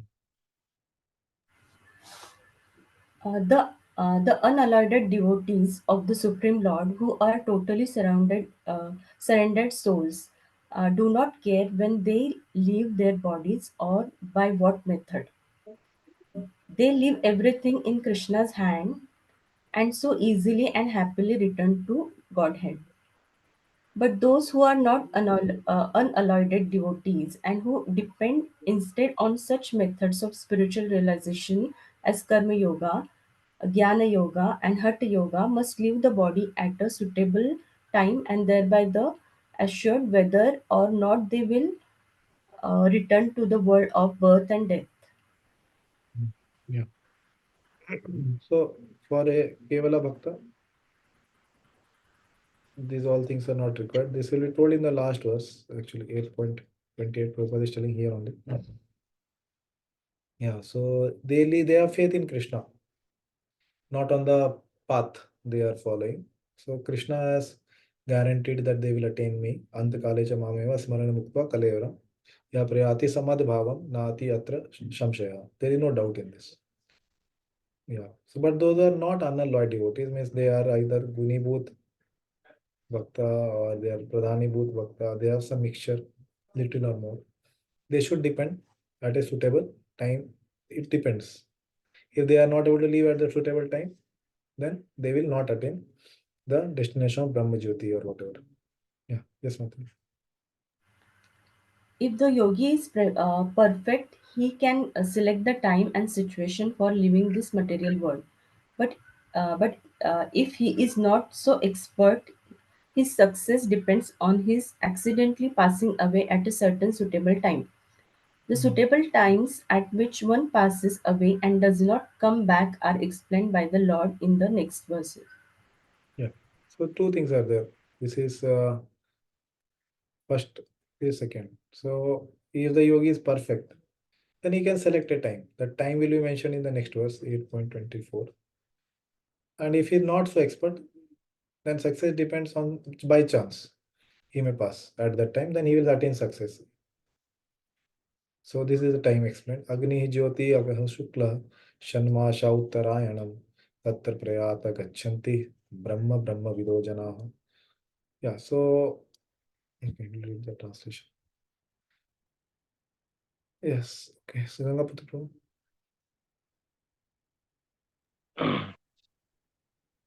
Those who know the Supreme Brahman attain that Supreme by passing away from the world during the influence of the fiery god in the light at an auspicious moment of the day, during the fortnight of the waxing moon, or during the 6 months when the sun travels in the north. Yeah. So those who know, basically Brahma Viduhu, here it said Brahma Viduhu Janaha, those who know. What they know? Those things what was explained till now. Right? 9 aspects of their practice, and then before that Adi Agya, Adi Bhuta, all these things they know. Okay, they attain that supreme by passing away from the world. So what is the time of passing of Yoga Mishra Bhakta? Okay, successful passing, basically. Successful passing. So that he can Satya Chakra Yoga, he will practice, he will bring the prana in between his eyebrows, and then at this particular time he will eject it from the Brahmarandra. So what is the time?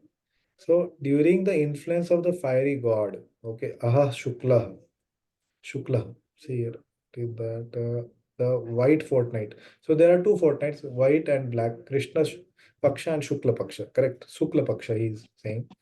Okay, Agni Jyoti. Okay, that is actually these are the demigods who are going to carry this person from here to the next planet. Agni Jyoti. Okay, and then another thing is what? Sanmasha, the 6 months. Which 6 months? Uttarayana, Dakshina and Uttarayana. There are two.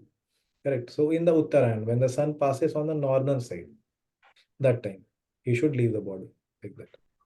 Okay. So this is explained here. Yes. Yes, please read. When fire, light, day, and the fortnight of the moon are mentioned, it is to be understood that over all of them, there are various preceding deities who make arrangement for the passing away the soul.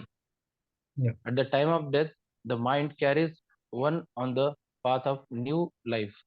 If one leaves the body at the time of desi- de- designated above, either accidentally or by arrangements, it is possible for him to attain the impersonal Brahmajyoti.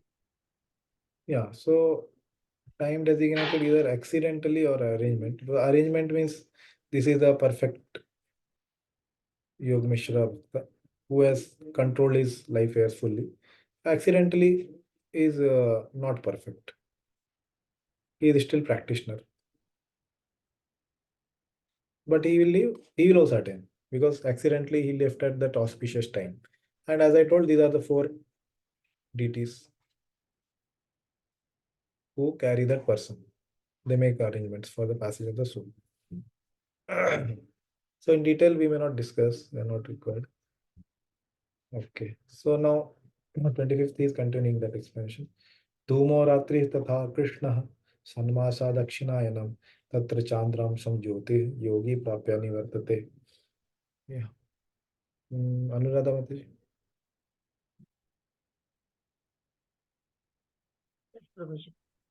The mystic who passes away from this world during the smoke, the night, the fortnight of the waning moon, or the 6 months when the sun passes to the south, reaches the moon planet, but again comes back.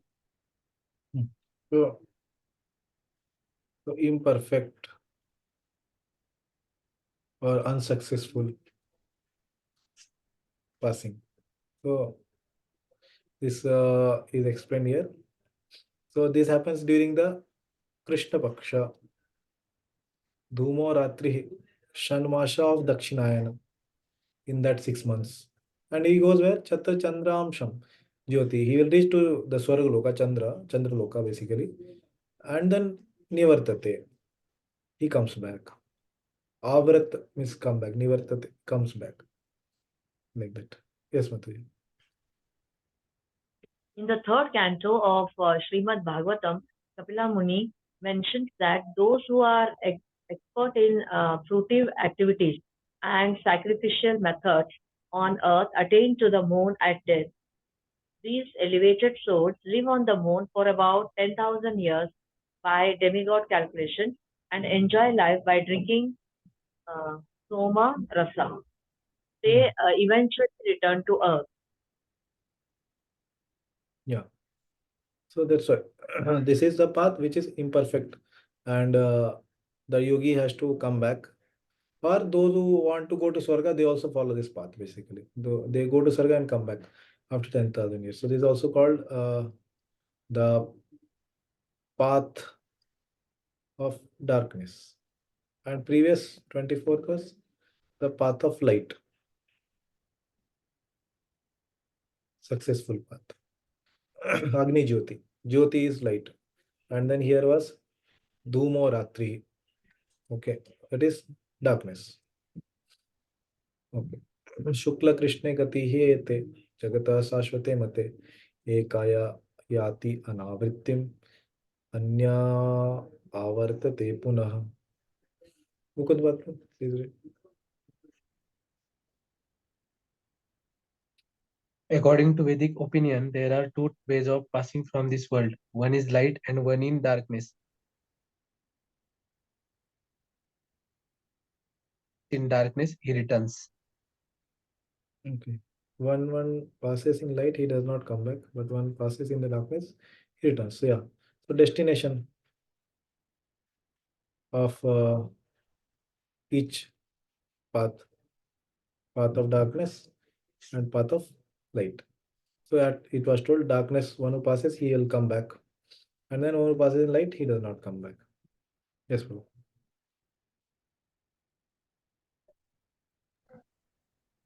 The same description of the departure and return is quoted by Acharya Baldev Vidyabhushan from the Chandogya Upanishad 3. Those who are fruitive laborers and philosophical speculators from immemorable are constantly going and coming. Actually, they do not attain ultimate salvation, for they do not surrender to Krishna.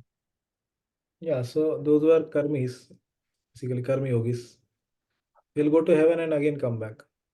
And there are philosophers speculators, these are Mayavadis, not Brahmavadis. Okay, Brahmavadis, as it was told previously, they will not come back.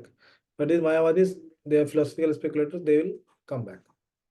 They are going and coming, yeah. Okay. So this was destination of each path. Yeah, next. Naite Shriti Parth Janan Yogi Muhyanti Kaschana Tasmat Sarveshu Kaleshu Yogi Yukta Bhava Arjuna. So now Krishna is saying, okay, what kind of yogi you should become? Yeah, okay. Harsh, please read the translation. Although the devotees know these two paths, O Arjuna, they are never revealed. Therefore, be always fixed in devotion. Yeah, so this applies to both types of devotees. One is Kevala Bhakta, another one is Yoga Mishra Bhakta, who is perfect. Perfected Yoga Mishra Bhakta. He will also not be bewildered because he knows he has followed the path properly, path, path of light. So he'll attain his destination. Okay, he has not followed the path of darkness. So he'll attain. So both are not bewildered, whether it is pure devotee or this mixed devotee. Okay. Yeah. So here we can say the devotee is not bewildered. Okay, that can mean both. Yes, bro. Krishna is here advising Arjuna that he should not be disturbed by the different paths of own control when living the material world. Devotee of disciplined Lord should not worry whether he will depart by arrangement and by accident. The devotee should be firmly established in Krishna consciousness in self direction.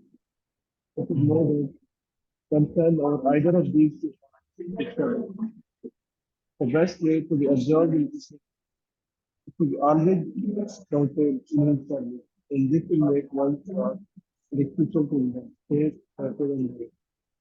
Yeah, so three things Prabhupada is saying: safe, certain, and direct for Kevala Bhakta. So he is always absorbed, Ananya Chetaha, no Anya Chetana, but only Krishna consciousness for him. So he is firmly established in Krishna consciousness and he chants Hare Krishna. Yes, yes, bro. The word Yog Nidra is especially significant in this. One who is firm in yoga is constantly engaged in Krishna consciousness in all his activities. Similarly, Goswami advised, Anasakta Anasakta Visyan Yathartham defines it. One should one should be unattached in material affairs and do everything in Krishna consciousness. By this is called Yukta. One attains service.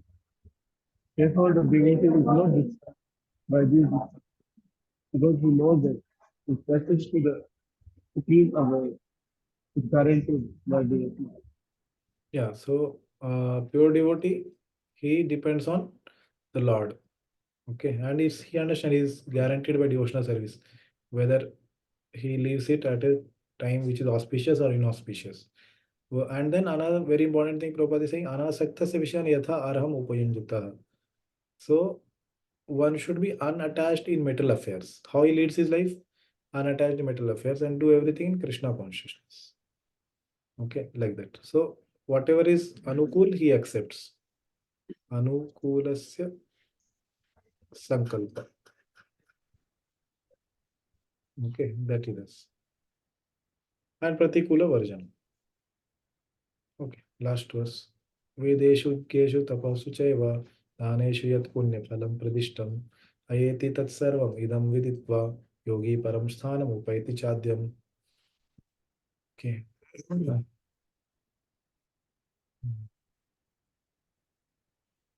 Who has not read it now? Second time can read.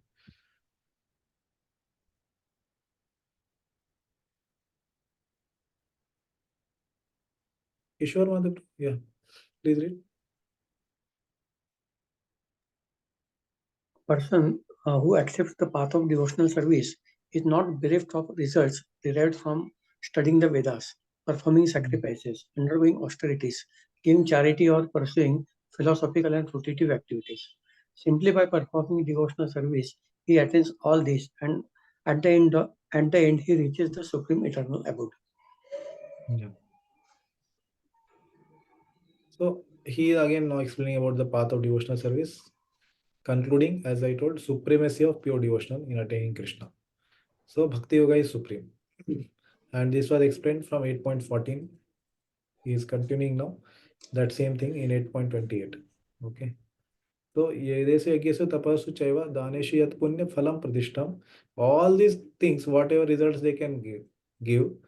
So atyeti tat sarvam idam viditva. They all can be attained in this path of Bhakti Yoga. Yogi param sthanam upaiti chadhyam. And he attains the supreme destination. Like that. Okay. So this is supremacy of Bhakti Yoga. Okay. So very nice purport Prabhupada has given also.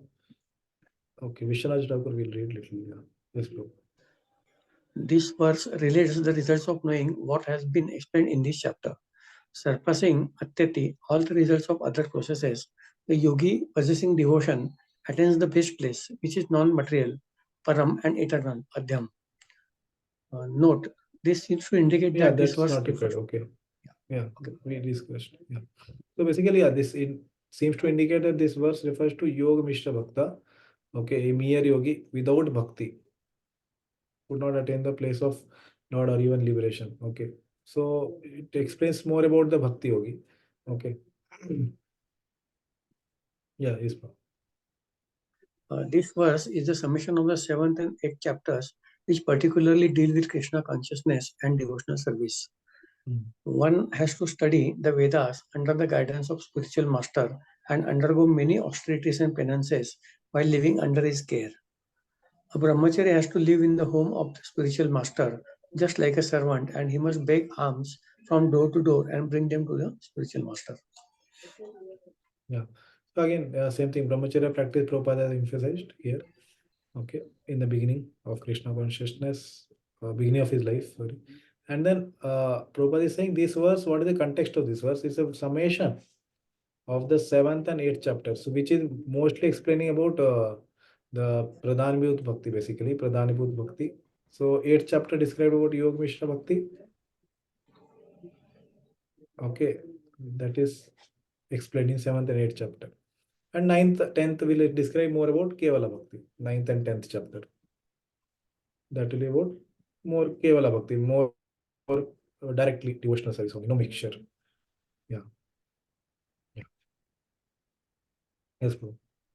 By carrying out the orders of brahmacharya, householder's life, vanaprastha, and finally sannyasa, one become elevated to the perfectional stage of life. Some are then elevated to the heavenly kingdoms, and when they become even more advanced, they are liberated in the spiritual sky, either in the impersonal Brahmajyoti or in the Vaikuntha planets or Krishna Loka. This is the path outlined by Vedic literatures. Yeah, so this is again the same path of Krama Mukti, which is explained in the second canto, second chapter, gradual liberation. Okay, Srimad Bhagavatam 2.2. It is explained that one practices go through this all four places of Brahmacharya, Grihastha, Vanprastha, Sannyas, all that. By carrying out all these four orders, one becomes elevated to the perfectional stage of life. One becomes detached. And then some of them are then elevated. Manushyanam Shastri Kashchid Yatiti Siddha. Yattam api Siddhanam Kashchid Mam Veti Tattva. Some will go to heavens and become more advanced. Then they are becoming more like liberated, Jivan Mukta, or Brahma Jyoti they will attain, or Vaikuntha, whatever. Different destination for different people who have different goals. Okay, that's what. So all the Vedic literatures, basically they have these all Gunibhut Bhakti path. They give Pradhanibhut Bhakti path. They give the path of Kevala Bhakti. and their respective destinations also are given. So whoever likes whichever path, they take that. So one should not say no, no, only path is Krishna Bhakti, Kevala Bhakti. Others are all wrong. No, that is not correct. Yes, Prabhu.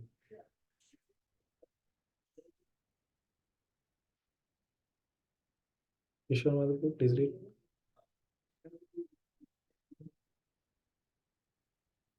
You are mute, on mute. Please unmute.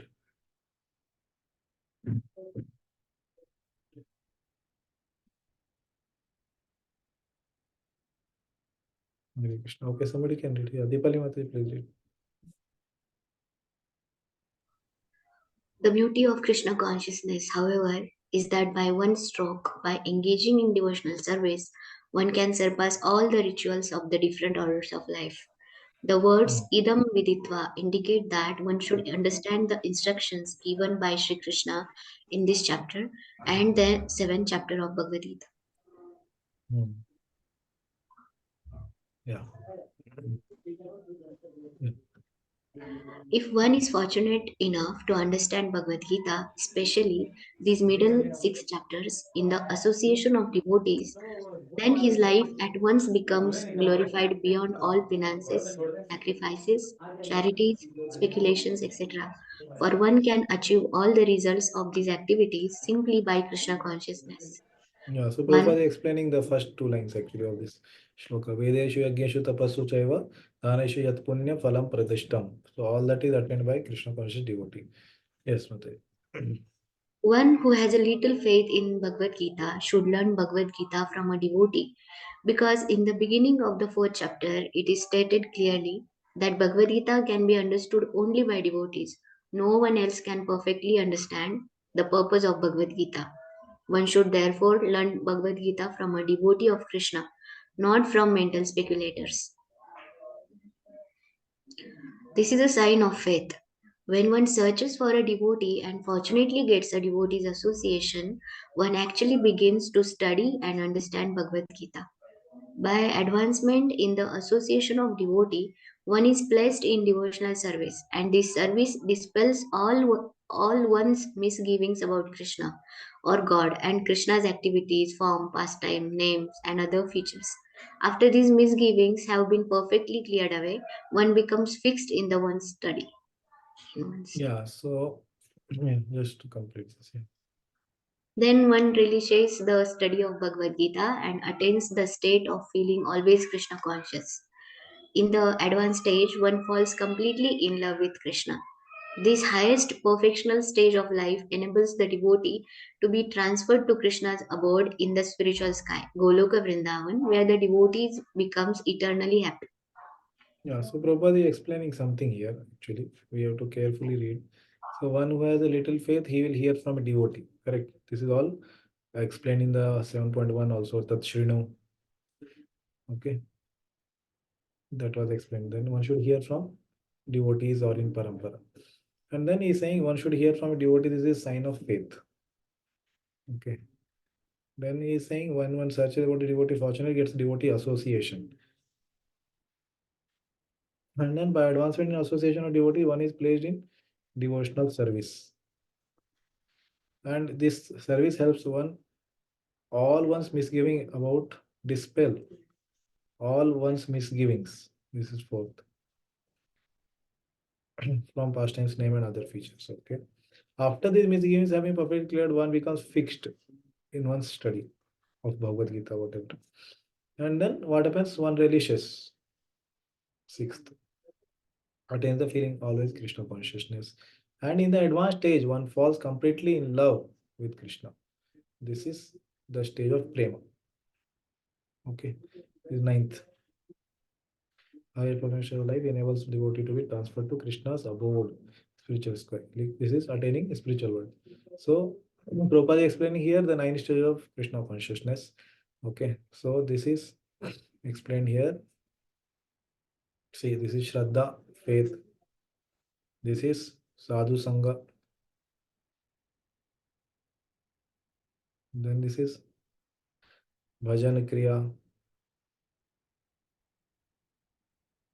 Correct. Then this is giving up of misgivings is Anartha Vritti. and becoming fixed is nishtha, like that. Then this is ruchi, asakti, all that. Then bhav, prema, like that. He is explaining. Okay, we'll complete this chapter. So questions we can take next time if anybody has. Okay. So we went 10 minutes extra. Hare Krishna. So we just completed. So we'll start next time, next 9th chapter. This is devotional service, more confidential knowledge. Srila Prabhupada ki jai. Bhagavad Gita ki jai.